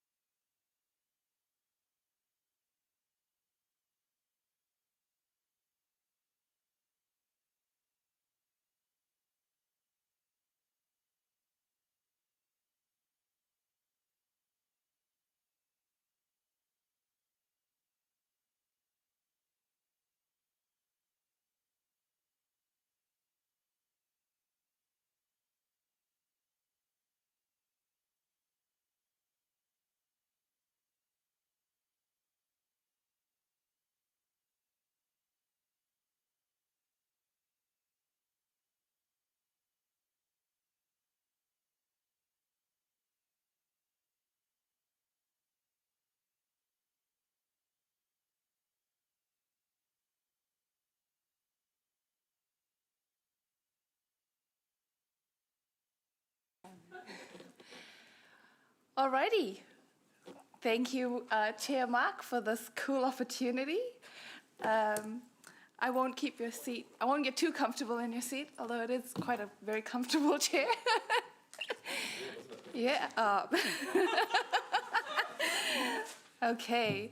Shall we move on to the next item? Item 9. We've got MESH Stage 1 application, permanent public art process. Is it Joe who will be presenting this one? And Laree. Excuse me, Chair.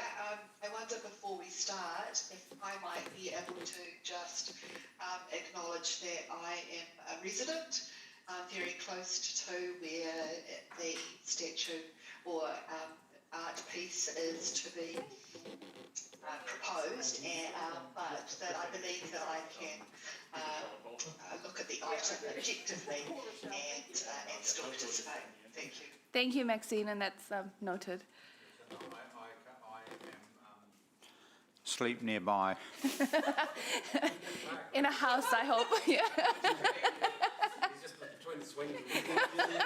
Will Gillian ever forgive you and let you home? All right. Thank you, Joe. And I believe we have an external presenter, Laree, joining you, but I will leave you to introduce her. Tēnā koutou. My name is Joanna Van Voorhaven, Policy and Strategy Advisor for Arts and Community. I'd like to introduce Laree Payne, who's here. She's taken on a curatorial role with mesh sculpture to put forward an application at stage 1 for a be Mesh Sculpture Trust's 5th artwork for Hamilton, which is very significant. So the purpose of the report is to request approval at stage 1. Stage 1 of a public art process is bringing a proposed location and a artist brief, which sets the sort of curatorial direction of the piece.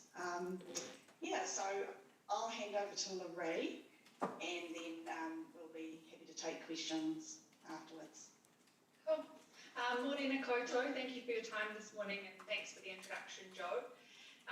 As Joe mentioned, my name's Laree. Some of you might know me. I have a contemporary art gallery in the Riverbanks in central Hamilton, which is my own name. And before that, I had a gallery which was Weasel Gallery on Victoria Street. So here to talk to you today about Project 5. So MESH contracted me earlier this year to curate Project 5, which we have named the Hayes Paddock Project due to the location of the work. So hopefully all of you have had a chance to read over Joe's report and also the artist brief that I've written. So of course the title of the project is because the project is in Hayes Paddock, which is in Hamilton East, which is also where I live, so I feel very comfortable with the area and my knowledge of sort of how people spend time in that space and use that space. From spending time there myself, some key things that have sort of come to the front of my mind when writing the artist brief have been sort of the natural setting and sort of how that's understood, and how people arrive at the site mostly by foot or by bike. You can't drive there. And sort of also thinking about how it is situated along the river path between Central City and the Hamilton Gardens.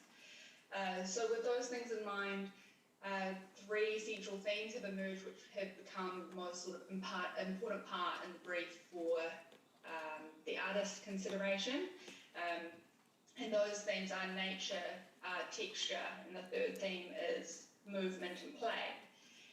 So in terms of nature, I've sort of tried to encourage the artists that we will approach in the future to think about a work which is going to be quite sympathetic to the natural environment.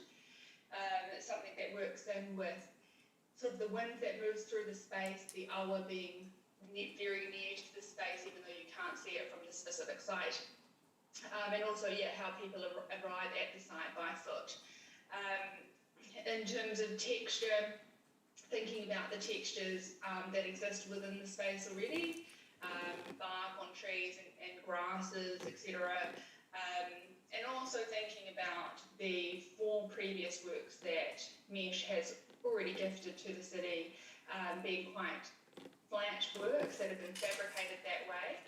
So thinking about introducing texture as another way for visitors to interact with the work beyond just a visual level.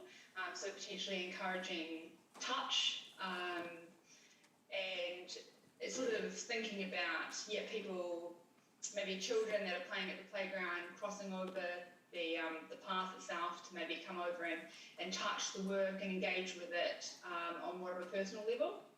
The last theme is movement and play, which is again about sort of movement within the natural landscape and also how people use that space for recreation and exercise and play.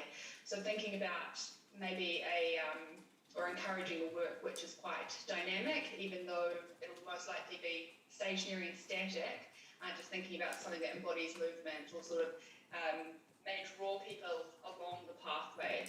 So thinking about the ideas of sort of discovery and delight as people travel along the river path, maybe encouraging them further along their journey from Hamilton City to the gardens or vice versa. And so those are the 3 key themes that have emerged and that we're encouraging artists to respond to in the brief. It's important to note that we have really tried to discourage artists from incorporating light or any moving parts or water. We're looking for a work which is quite sympathetic to the natural environment and sort of non-abrasive, considering how near the site is to a residential area as well. Yeah. Awesome. Thank you, Larry. We'll move on to questions, and we've got Councillor Bunting first. Thank you, Chair Kesh. Joe, could you just walk us through, because we've just approved the public arts our arts policies. So can you please walk us through step by step what happens from here, and when it comes back to us, when it goes back, etc.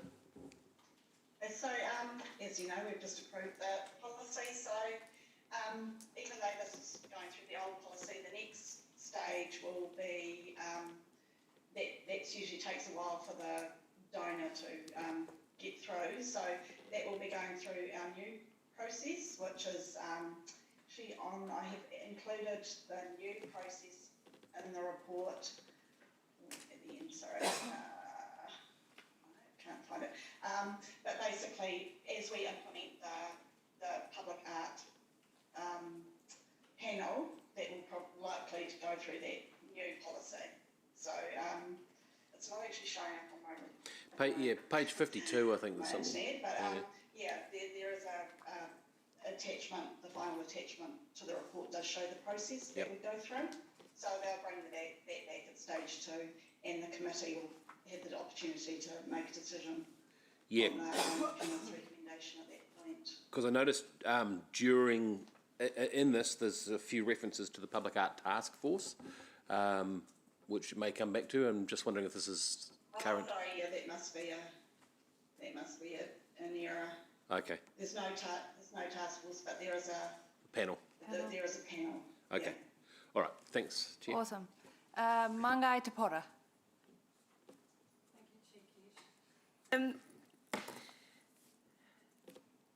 you, will we be hindered by the He Paumanawa Order work program coming back in March and any progression? Because that's still to come through with the work program. I think the principles of this consultation and the way that we've approached this, we've been to Te Ngāwha and we have an open and continual dialogue there. So I don't see a clash. I think we are. This will be a really good. I think Mesh have always been really good at bringing the principles of He Paumanawa to the table even before those principles were adopted by council. So I don't see a problem there, but we'll keep that in mind as we progress through. Does that answer your question? Yeah, I'm just trying to form up in my mind that if we're waiting for a work program for He Paumanawa order that sets a very clear line as council where we're going. It's feeling kind of horse before cart, vice versa. Processes, these public art processes take quite a long time to develop through. There's quite a long, obviously the brief goes out to the artists and then the artists respond. Meshul have got their own governance structures that they need to organise. Then it would be going through a panel. So at this stage it's really just an initial signalling to what direction they want to go into and what where the proposed location would be. It's the second stage that is really a lot more firm, and the other things I don't see that coming back to committee before March. So.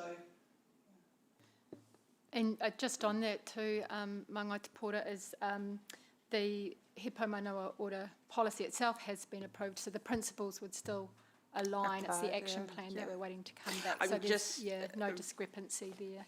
Very aware of the work that has been put into the arts policy and where we've managed to get on that, and the ink is freshly dry on it, so let's just keep the train moving, is what I'm saying, I guess. Awesome. Is that all your questions? Thank you, Te Pora. Off to Zoom land, Councillor Maxine. Thank you, Chair, and welcome to the Chair. I'm really interested in this project, and it strikes me that the timing might also align with the upgrade of the Wellington Street beach environment. And Joanna, I wonder if you're aware of what that timing is, and do we have the opportunity to share with Larry and the artists the scope of what that is doing, and perhaps with the so that they can have a clear understanding of what will be happening there, and maybe be able to integrate some of their thinking or design with what might be happening in that upgrade, and that is there an opportunity for us to share that initial scope with the group? I'm not Helen, if you could help me out here, or Maria. Oh yes, sorry, Maria. Have you got the? So yes, absolutely, Councillor Maxine. We can work and align the two things. There is quite a bit of while there's definitely an alignment and lots of opportunity there, there is quite a lot of distance between that. It's much closer to the playground than it is to so there is a bit of a natural kind of progression of projects there, but definitely that would be something we would do. I guess it just gives a full picture of what might be happening around that area, and help perhaps with some of that creative thinking. So I would encourage that. Thank you, Maria. Is that all, Maxine? Yeah, I'm happy with that. Awesome. Thank you. Councillor Gallagher. Madam Chair, and I want to pay tribute to the work of the former chair of this committee and welcome you into the role. Anyway, seriously, but good. Maxine's asked the questions that I want to ask. However, I do think it's important that we, obviously the river plan, without creating too much bureaucracy, the river plan committee chaired by Jeff has an ongoing oversight, because obviously it's this piece of work, how it relates to the Wellington Street breach concept development and that part of the river plan precinct. So totally, it's great. And can I suggest, in terms of formal or informal, from a liaison point of view, a very good, hard-working elected member lives in the area, Councillor Van Oosten, who's been right across this Wellington, so should be really good in terms of that, but it's good. If we can just make sure, General Manager, that the river plan continues to have overview of this. Thank you, very good. She's not the only one who lives in the area. Can I, yep, no more questions. Can I get a mover and a seconder? Yep. Councillor Bunting to move. I'm happy to second. Would you like to speak to it?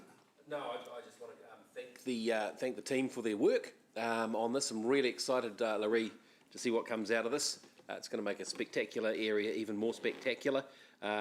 Wellington Street Beach, also known as Max's front yard, because I'm just trying to work out which number house she's at there. You lucky thing, that's going to be fantastic. And I'm really excited to see how the new policy process goes. I think it'll be a really positive experience. So that's all I've got to add. Thank you. Awesome. Thank you. And Councillor Van Oosten. Thank you, and thank you to Mesh. I'm really excited to see what concept he may come up with and the artist's materials, etc., that will be used, and have enormous trust that you'll be able to deliver something spectacular. It will be really interesting and engaging for our community, especially here down at Hayes Paddock.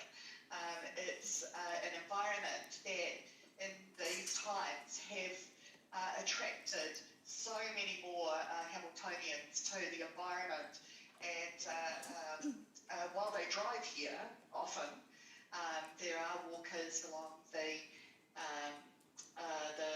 river path, and many families using the playground, all of which will be really accessible to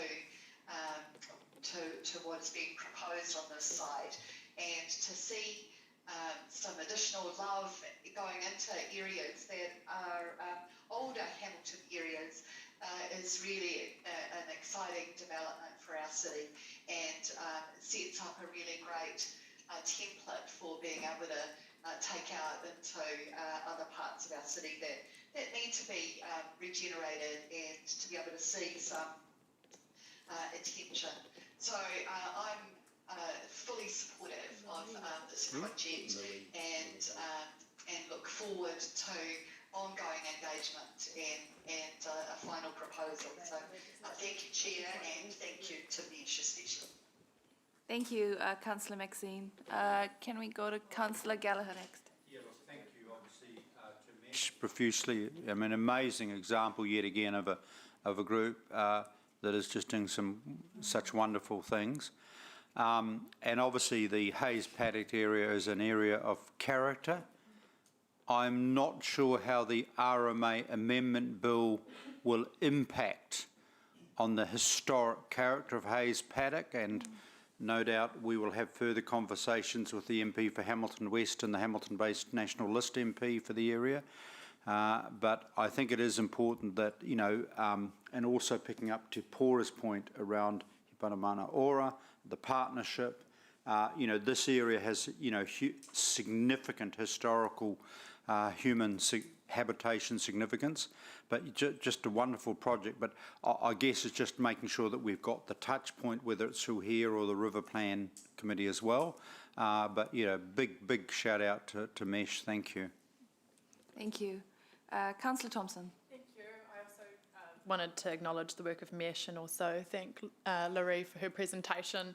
I love the themes that have been chosen for this, and I particularly like the one, movement and play. We were at the Arboretum the other day, and there was a whole line of kids waiting to play with this limestone kind of statue thing, and they could climb through it in all different directions, and I thought it was very fun. It was a rocket for some of them, so there's so much imagination and play that can come from art. So I look forward to seeing the final result. Yeah. Okay, and I just want to echo what my colleagues have said. Thank you to Mesh, and thank you, Larry, for your words and explaining those themes to us. Like Councillor Sarah, I'm quite excited about those themes as well, especially, again, the movement and play, and just how our community can interact with a piece of art. Thank you, team, for your work on this. And back to Councillor Mark. Just very, very quickly, thank you, Kesh. Thank you, Mesh. I say yes. Thank you. Who was there waiting to happen? Oh, gosh. Oh, gosh.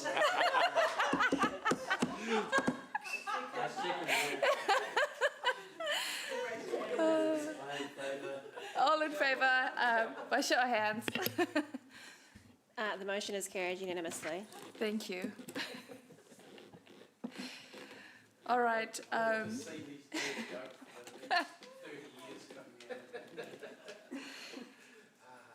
We're going to move on to item 10. Connecting communities, our venues and spaces, community facilities strategy update. And we've got Andy Mannering to present on that one. Kia ora elected members, Mama Māori. I'm Andy, Council's Kaifakahari Waitaki Hapori Community Services Strategy Manager, and I'm presenting our Connecting Communities, our Venues and Spaces Community Facilities Strategy Report. Council approved the strategy last November, and this report's an annual touch point for the strategy, but acknowledges that Council receives reports throughout the year on many aspects of work programs that will enable the strategy to be successful. Prior item was talking about Fairfield Hall. I can confirm that work has begun on the hall, and Council will note that in the report there's investigative work is underway on several community facilities across the city, and reports will be presented in the first half of 2022 as results are known. Really happy to take any questions that the committee will have. Kia ora. Thank you, Andy. I'll move. Yes, Councillor, you want to move? I'm happy to second on that one. Any questions? Ollie's got a question. Yep, I can't. No, I was just I can't. up to second the motion, that's all. Sure. Thank you. I have a question on, where are we? Just, Andy, on your point 18, in regards to celebrating age, the building, can you tell us a little bit more about what's going on there and when we can hear about what's needed in terms of repairs? So Chair Kesh, I can probably help out with that one. So the Celebrating Age Centre was in the program to receive a new roof. The roof is leaking at that site. When staff looked into putting a new roof on the building, we kind of took a common sense approach and came to the conclusion that there was very little point in re-roofing a building that internally isn't working really well for the user group. So we are doing a bit of work to understand what an internal reconfiguration might look like in cost, in order to get a more functioning overall space. And is there a timeline, or can the building still be used in the meantime? So there are some issues that we're working through with the centre staff and trust in terms of the leaking building and the leaking roof, and we are working with them to resolve those issues. Okay, thanks, Maria. Councillor Bunting. Thank you. Helen, I just wonder if you could give us an update on the Puketi and Enderley joint work that's kicking off. So we've had some preliminary meetings with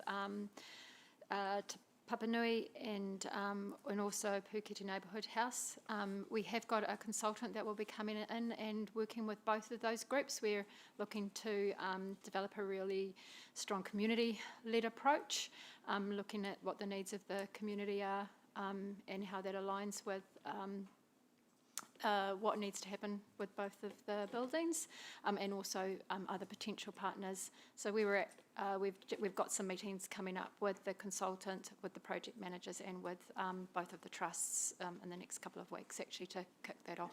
Fantastic. Great. Thank you. Cool. That's all I got. Awesome. Thanks. Any more questions on that one? Nope. So Councillor Wilson's moved. Would you like to speak to it?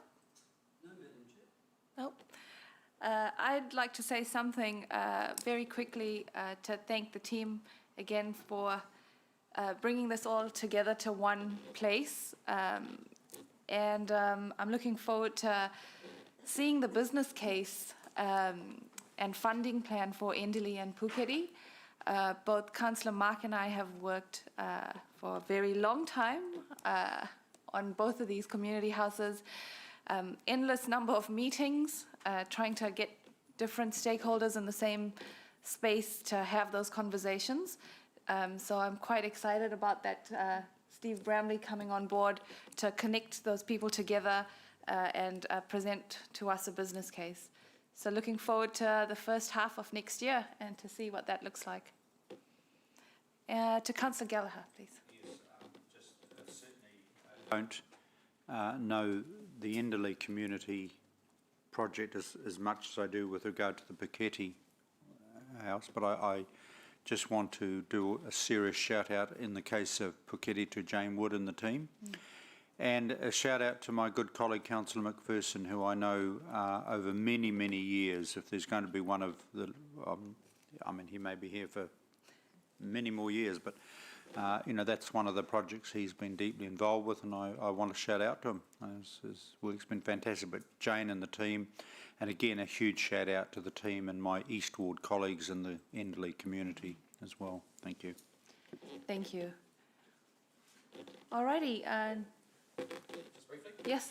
Yeah, I just thank you. I want to echo Councillor Martin's comments about Councillor Dave's, with in particular with Puketi. He's been just a rock as normal when it comes to the negotiations with this. We've got a pretty exciting way of looking at it, which the curtains will open up on fairly soon, I'd imagine, and that is more in a social impact way of funding these things, which is getting very exciting. So we, you know, stay tuned for joint projects between community houses that are very attractive to outside funders, and some really serious good social impact study that the community houses themselves can come up with that we can bring to this group to make it a lot more palatable to invest in these things. So we think we're building a really good resilient model. So thanks, Dave, for your energy in that field as well. So that's all I got to say about that. Thank you. Thank you. Alrighty, and we'll go to the vote on that one. It's been moved and seconded, so all those in favour? Motion is carried unanimously. Awesome. Thank you. Of course. Okay, last one. All right. The chair for the balance of the meeting, just for administrational efficiency. So that's seconded by Councillor Dave. It's a valid motion. I know it is.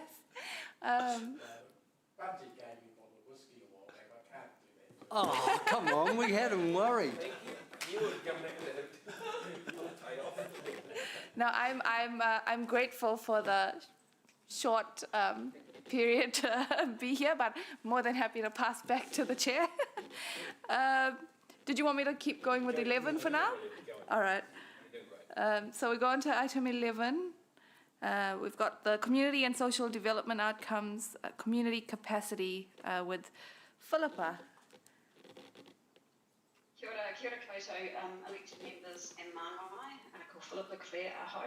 I'm the Community and Social Development Manager. Firstly, ngā mihi nui for the acknowledgement this morning around our team's mahi. It was really encouraging to hear that, and there was a little flurry of messages between the team who were watching, just to, you know, there was a real excitement around that, so ngā mihi for that. Today I'm presenting the report on work completed by the Community and Social Development team.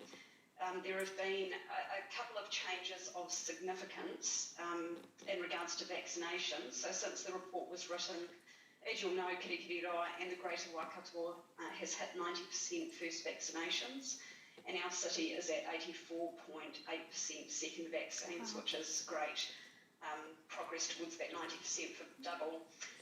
The DHB and some community groups have adjusted services to focus their vaccination events and clinics toward Māori and Rangatahi, with a significant event planned for this weekend with the Super Māori Vax event.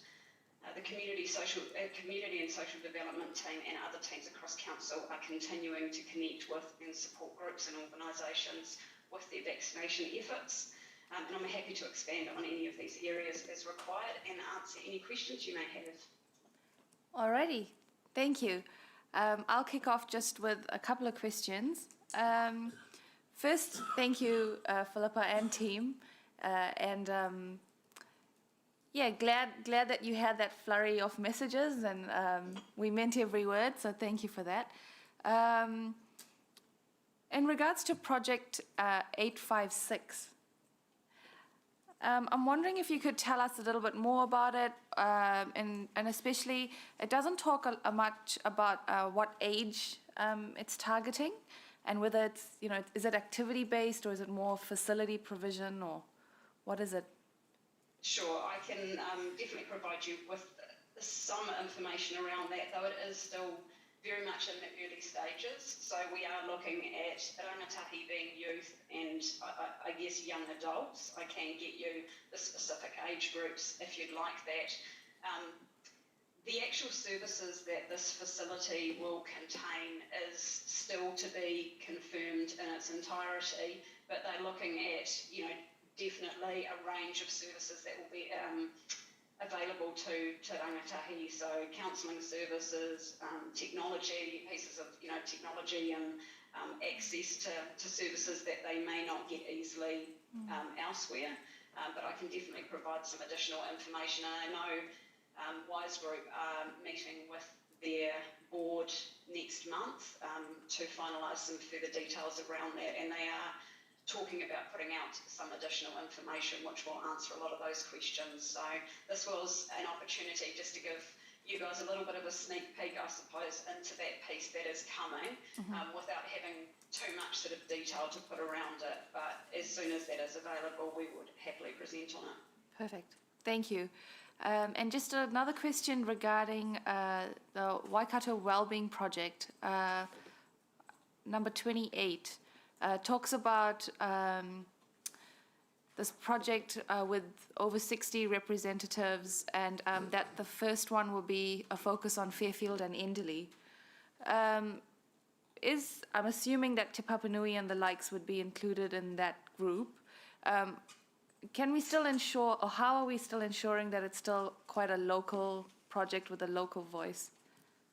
So Harvey Brooks, who heads up the Waikato Wellbeing Project, has been meeting with the Fern Network. So that's how he's ensuring he has got, connections across that community, not just with one community house. So he's had regular meetings with them and is working alongside Vic. We have regular catch-ups with him in that space as well. So we're confident that that community is being engaged with appropriately. And Harvey hasn't sort of come in with a sense of wanting to take over. It's very much letting the community lead this piece, and so he's gone to listen and to engage with them as they would like. Okay, thank you. Thank you. Yep, we've got...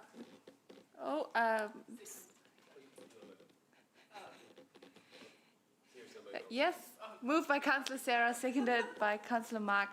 Sorry, Councillor Maxine, did you have a question? Yes, just a really quick a little question around COVID vaccinations, and really proud of our city for getting in behind that, and look forward to getting over the line on the 90% and into traffic lights, and having a lovely summer and holiday. We recently made a donation to a couple of groups of, I think, around $20,000. And I wonder, Philippa, do you have any idea of how that contribution has been used and to what effect? Definitely. So the two centres were the Glenview Community Centre and also Te Whare o Te Ata. So Glenview are working very closely with DHB, and their focus has been on sort of adjusting the way they connect with the community. So outside of the normal 10 a.m. to 3 p.m. vaccine slots, they've done after hours, evenings. They're also focusing heavily on rangatahi vaccinations. So what does it look like to support the community there, specifically in Hamilton South, with increasing the number of vaccines for young people. So that funding, when asked, what sort of support they needed, they acknowledged how great it was to get that funding and that it is being put to use for their specific focus there. In regards to Te Whare o Te Ata, they're working with a local pharmacist to sort of, again, change up the way they're doing it. I understand there was a pamphlet drop recently to advertise an event they had yesterday. They had the Mr. Whippy truck there to attract people. So both those groups are trying to be creative and change up the normal way of doing it. So, you know, the pamphlet drops or the different hours to support those vaccinations. And both of them have discussed also the importance of supporting our Māori community with vaccinations as well. Thank you. It's obvious that we needed to change some of the ways we were working, and that seems like a really good use. Cheers. Alrighty, no more questions. It's been moved by Councillor Sarah. Cool, thanks, Chair Kish. I just wanted to thank Philippa and your team for the work that they are doing around the COVID vaccinations. And at the previous council meeting, I proposed the idea of putting forward more funding, but to support groups. But I really thank Philippa and Helen for meeting with me and putting together this report, which outlines all the work that we're already doing, and also understand if there are needs within the community that aren't being met, that you'll come to us and let us know. So I take thanks for that assurance, and yeah, all of the good work from traffic management plans to connecting with the DHB to helping to get information out to the community and many other things. Thank you.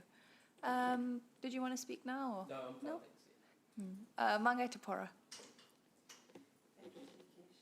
And I really just wanted to congratulate Philippa and her team just on all the mahi that they do. And it's nice to know that when acknowledgements are made in this chamber, that the staff are jumping on, and it means something to hear their names and their work acknowledged in here. So just commend you, ex-chair Mark,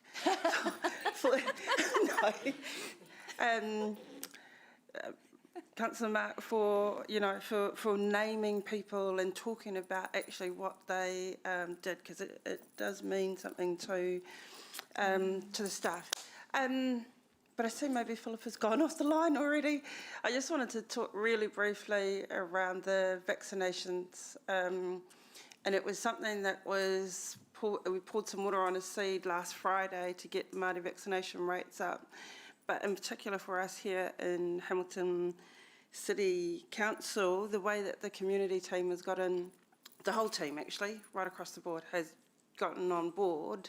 And I've been particularly proud sitting in on the other seat and, listening to staff and even members say, oh no, we know our community, there's this, there's that. Now people tell us, you go to Western community, no, you go to the skateboard bowl and you're going to get this. And so stuff just, everybody's just a bunch of rockets that we put onto an idea and it just shoots off. And that's what's happening at the moment. I understand that advertising tiles and whatnot are on their way out to everybody now, but probably just a huge thank you for the support. We know we have to get the first dose vaccinations up by the 29th of November, which is Monday, because then we've got 3 weeks until the border opens and we're all fair game then. So that's a big push, but I very much appreciate all the support across our whole community to get that in line. Thank you, Tapora. I'd just like to add in my thanks as well, but also to highlight a couple of things in the report. When it comes to the Kai response, I see that we've put in over 500 hours of staff time into the Kai response, and that's massive. And huge collaboration going on between the community and council staff, along with other stakeholders. So thank you, Philippa and team, for all the work that you've done in that space. Also wanted to highlight, I saw, in terms of ethnic vaccinations, that along with Jovi's help, we held the first drive-through vaccination facility specifically for the ethnic community in New Zealand. So that's a huge well done to Jovi and to that group that set that up,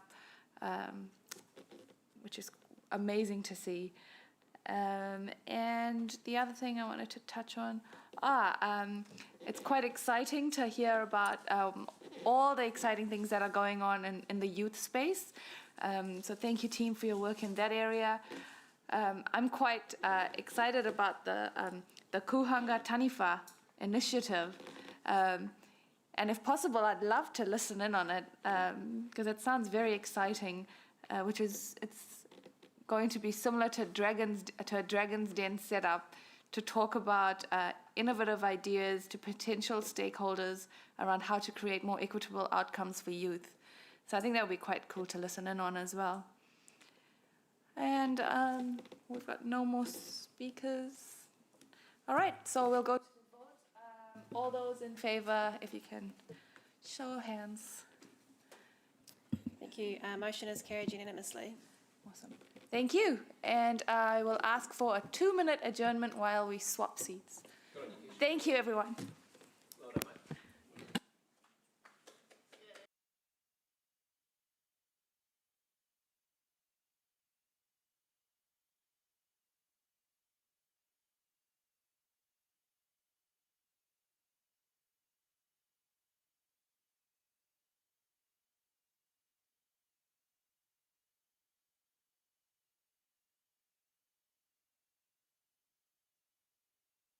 At having a lunch break at 12:30 to 1:15, then Mayor Paula wants to chat to us about another matter. And if we go hard, we should have the bulk of the meeting done by 12:30. So we'll move on to the Aquatic Strategy now with everybody, which is there on page, just trying to find it, sorry. There we go. Page 83. So speaking to that is Helen, is that you? Or has we got... That will be Liz. Oh, great. Yes, Liz and Kate. Okay, so Liz is our new director of the pools, and we're very excited to have her there. She's top quality performer. So Liz, this is no pressure. Over to you.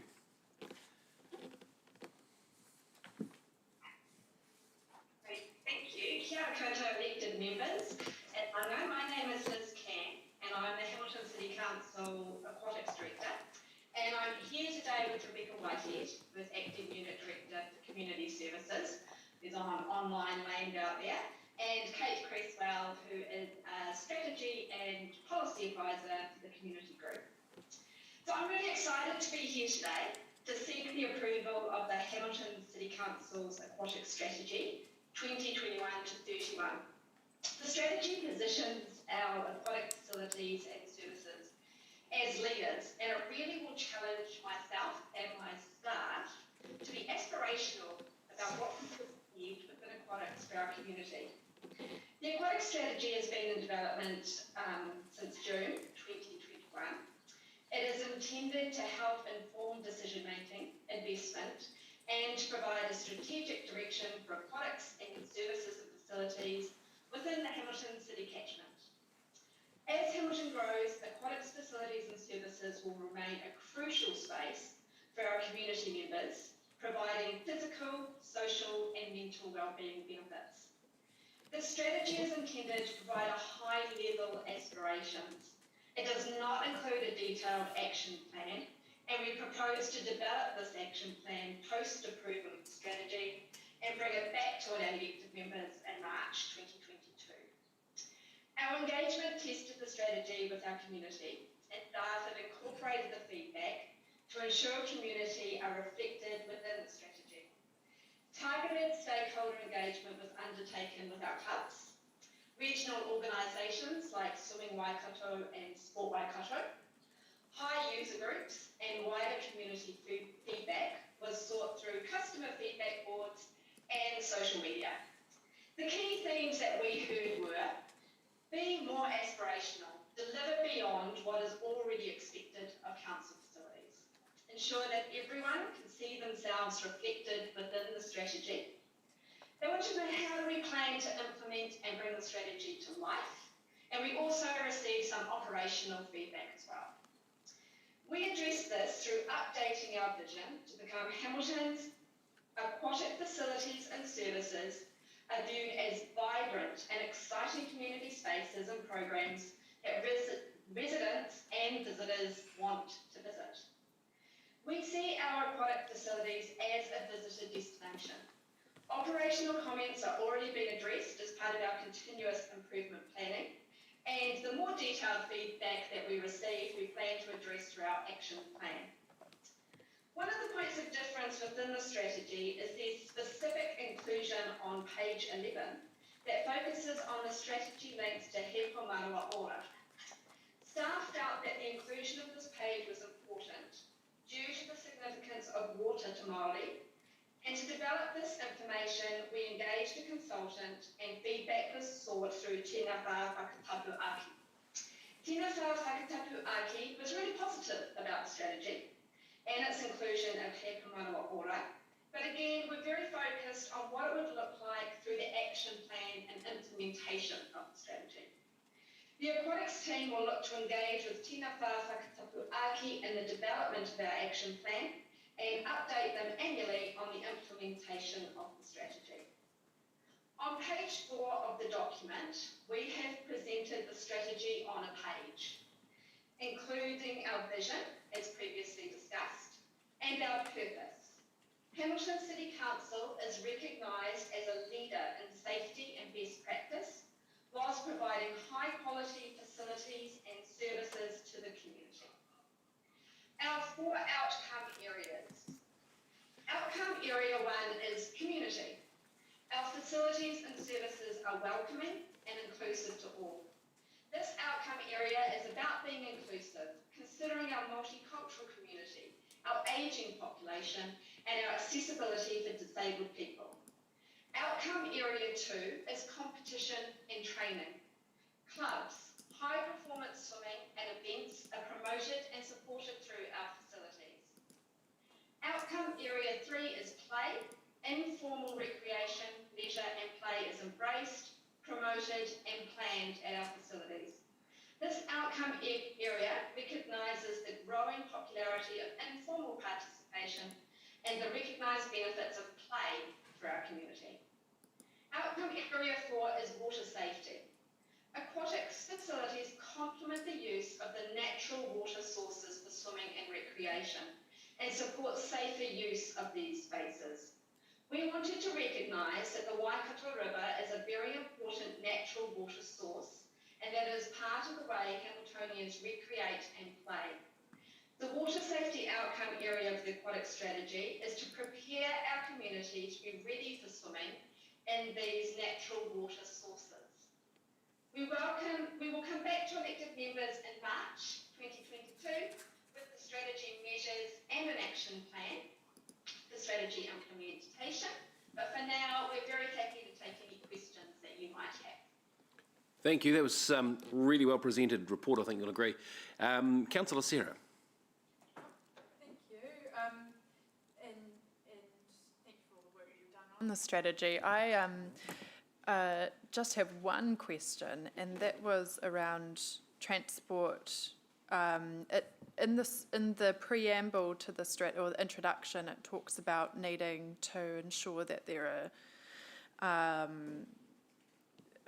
transport options as the city grows, and it talks about the 20-minute city concept, but then going into the outcomes and focus areas, it wasn't explicit. I'm just wondering, does outcome area 1 incorporate that kind of work? In terms of our facilities that we provide, our aquatic facilities, we do quite a lot of work on making sure that we've got the provision of aquatics right across Hamilton, so that between our council-owned facilities, which are Waterworld and Gallagher Aquatic Centre, and then our partner pools, where the 20-minute city principle applies, so that community can easily access a local pool, especially over the hot summer months. I was just, I guess what I was wondering was whether within the strategy and those key outcome areas, whether it's kind of explicit enough, whether, or if it could be, when we talk about ensure that our facilities are accessed by everyone, and I don't know if it's, if that kind of incorporates that, but it wasn't just, it was kind of clear within the intro, but not within the actual, I guess, inside of the sandwich. I think we can take that back. As Liz said, we want to bring up the action plan in March, and I think that's something that we can extrapolate on in the action plan.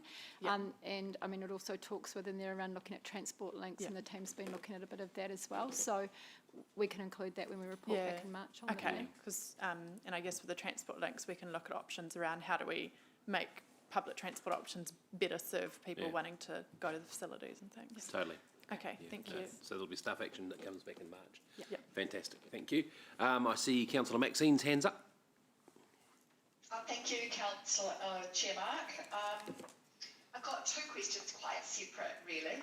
And thanks for your strategy on page. I think it looks excellent. It covers off the areas that certainly are of the most interest to our community. Now, with regard to the competition space and the commercial aspect of learn to swim, etc.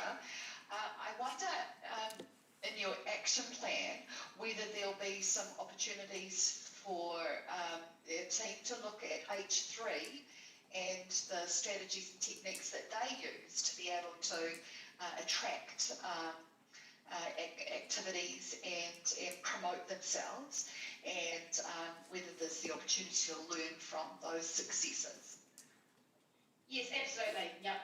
And we already do link with H3. If they're providing a large event, then they will already link with us, such as like the Special Olympics, or if they've got a game on and the athletes want to come here for training purposes. Certainly we could develop further those links with them and take their learnings. Thank you. And then the second question was with regard to natural water sources. You named the Waikato River, and I think that's perfect. I see people swimming at Wellington Street Beach in ever increasing numbers, especially in this nice warm weather. But I also wonder about Hamilton Lake and what the strategy might, or the thinking might be around that. At this stage, we haven't considered Hamilton Lake, but that's certainly something that we can add into our thinking and come back with through the action plan. Thank you. I guess there would be some water safety, water quality issues around that. Absolutely. I can see Rebecca nodding, so yeah, it's clearly. I recognise that because if people recreate on it, and then that's a water safety issue anyways, we want to be making sure that Hamiltonians are safe once they get onto the lake, boating, etc. Thank you, Maxine. Thank you, and that was very much my angle of my question too, was around the awa. Are you anticipating, you said it complements the river, but are you anticipating that strategy encompasses the river? As in, are we going to be looking after people who are swimming in the river, or is that just beside it? So that'll be something that we'll link our strategy with the river plan, and Barry might be able to speak a little bit more along those lines. Yes, so Council will remember that during the long-term plan they did approve two sets of funding. One was for the river plan refresh, the other was for a river infrastructure and engagement. So that's really the opportunity where we can do some meaningful engagement with all river users and iwi, understand what is best and what's needed in that space. Yeah, that's, I guess, where I was sniffing out that one actually. So that, what were the specifics behind that? Was about $500,000, wasn't it? What was the specifics for that fund, Maria? So it was $500,000 in operating funding over years 3 and 4, intended largely to inform the next 10-year plan. Righto. Okay, thank you. No, Mangai Te Pora. I just had a pathway of around the, are we crossing lanes between talking about the river awa in line with the aquatic strategy? Yeah, that's what I was trying to find out. Because that's, yeah, I commend the attempt to get some consistency around body of water and our recreational use of bodies of water, but I just wonder if they're two separate lanes. It feels to me like they're two separate lanes. Yeah, I can take this. Our view is that they are two separate lanes, hence there's the reference to the river plan, but also there is a crossover, particularly around the water safety. So there's provision of water safety classes, and learning is quite a big focus for our aquatic facilities. That's really important in terms of having a river in the city. Yeah. So there is that link there, and we have made reference to the river being used for swimming, etc., within the aquatics, because there is that acknowledgement and some crossover, but we do believe they are two separate lanes. Yeah. Okay. Oh, that's, yeah. Okay. There's still a little bit of a niggle there around. I'm working on that one. Yeah. So, for example, if we talk about water safety, we're talking about, I think we just, in this instance, need to be explicitly clear that we're talking about in our little fence where we've got a facility and we're talking about water safety there, because once we talk about the awa, that this is something that we can look after and be very clear about to an extent, also the awa, but there's the amount of people that feed into that just becomes so much more wider. My advice would be, let's stay in the aquatics facility and be very clear and specific about that, but also make reference. But if we're going to make reference to swimming in the awa, for example, that we've got something there to refer to, rather than we've done this, waiting for that. But yeah. Okay, thank you. Yeah, I understand. Yeah. I will move the report. Do we have a seconder? Thank you, Councillor Kesh. All right, no more questions on that one. Look, I will open it up. I'm not sure I 100% agree with the two-lane thing with regard to this, because I have an aspiration for us to be the #1 aquatic city in the country. And considering we don't have a beach, I think it's a lofty goal. But I love the aspirational nature of what Liz is talking about. I think when it comes to water safety and play, we cannot turn a blind eye to the awa. And I want it to be a major attraction to people, and that's a big job. That's a big, big job. But that's for further discussion. I think the fact we've got a great strategy in the first place is a really good starting point. At least we've got something to debate, which is fantastic. So, Liz, welcome aboard. I think you've done a remarkable job with this. It's really easy to understand. It's great. It also, I'm conscious of the fact with climate change, our aquatic facilities are going to be under huge demand. More and more people are going to want to swim. And for the safety of our community, I think this is magnificent to have this in place. So, Councillor Naidu-Rowe. Thank you. And to add to that, Liz, well done on developing the strategy with the team. Considering the millions of dollars that are invested in our aquatics, it's quite good to actually have a strategy document to see where those funds are being prioritised. Like Councillor Mark just mentioned, I think river swimming is definitely an area that will be challenged over the summer months especially, and we need to be ready for that. And I get that the learning to swim will play quite an important part in meeting those safety aspects. How it links to the strategy, I'm not sure, but it is part of our aquatics offering for Hamilton.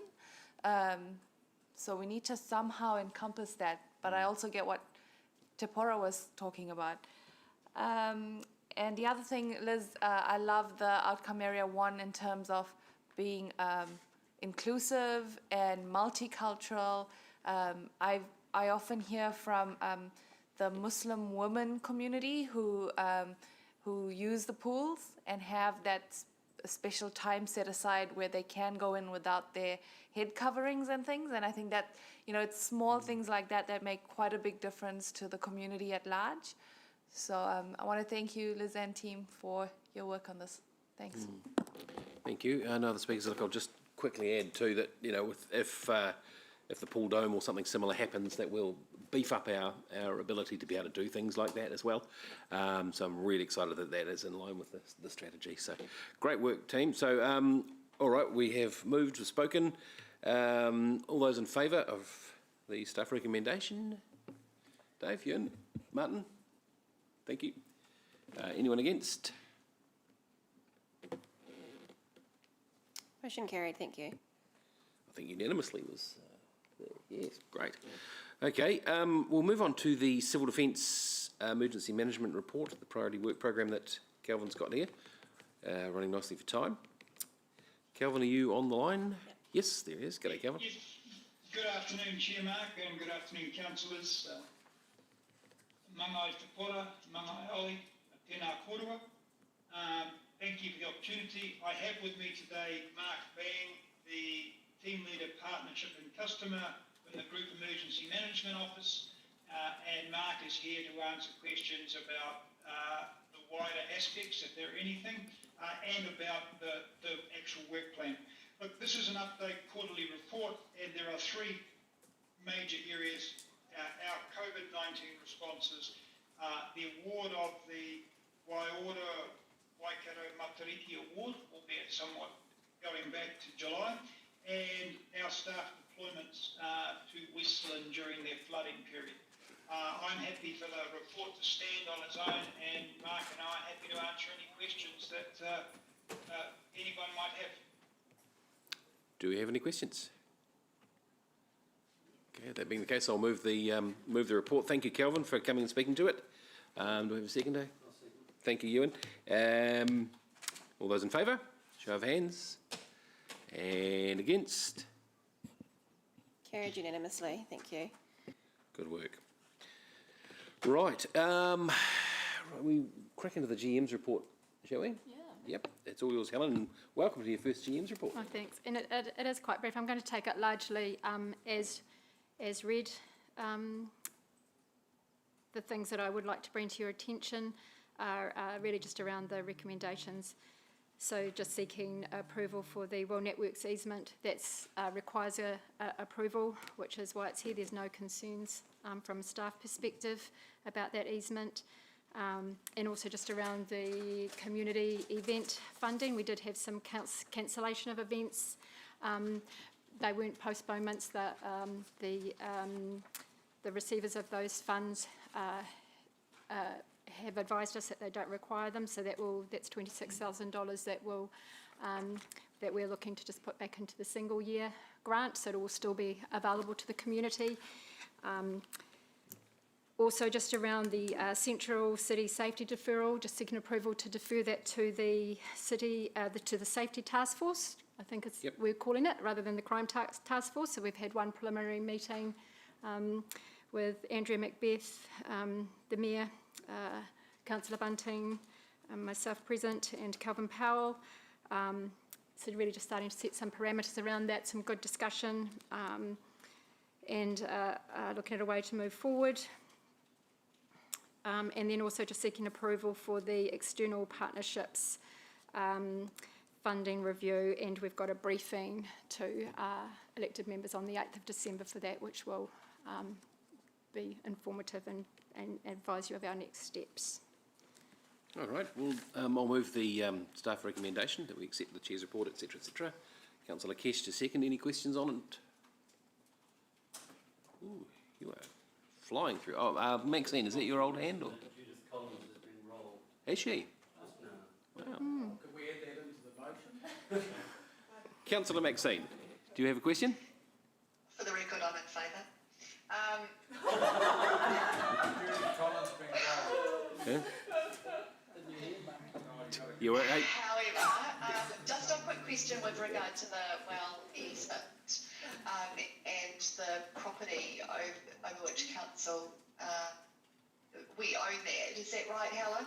Do we have a purpose for that, and will that easement impact on why we have what the property purpose is? I'm just going to let Maria answer that question, Maxine. The section, sorry, just get my bearings.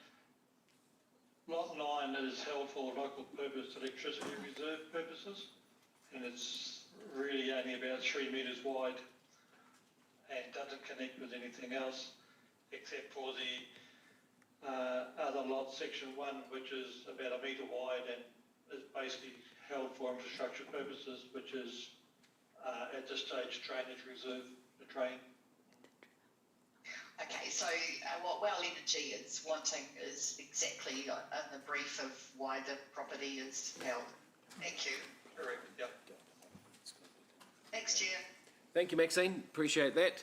Okay, all the questions have been asked. It's been moved and seconded. I look forward to the play strategy discussion a bit more verbally next time.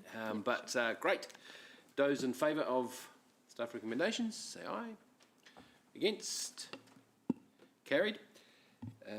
Also, did you want to call that? That's fine. Carried unanimously. Congratulations on the first report. Thank you. Great. We will move into publicly excluded to get that out of the way. So I'll move that we move into publicly excluded. Do we have a seconder? Kesh? Okay, we'll just wait for the lights to be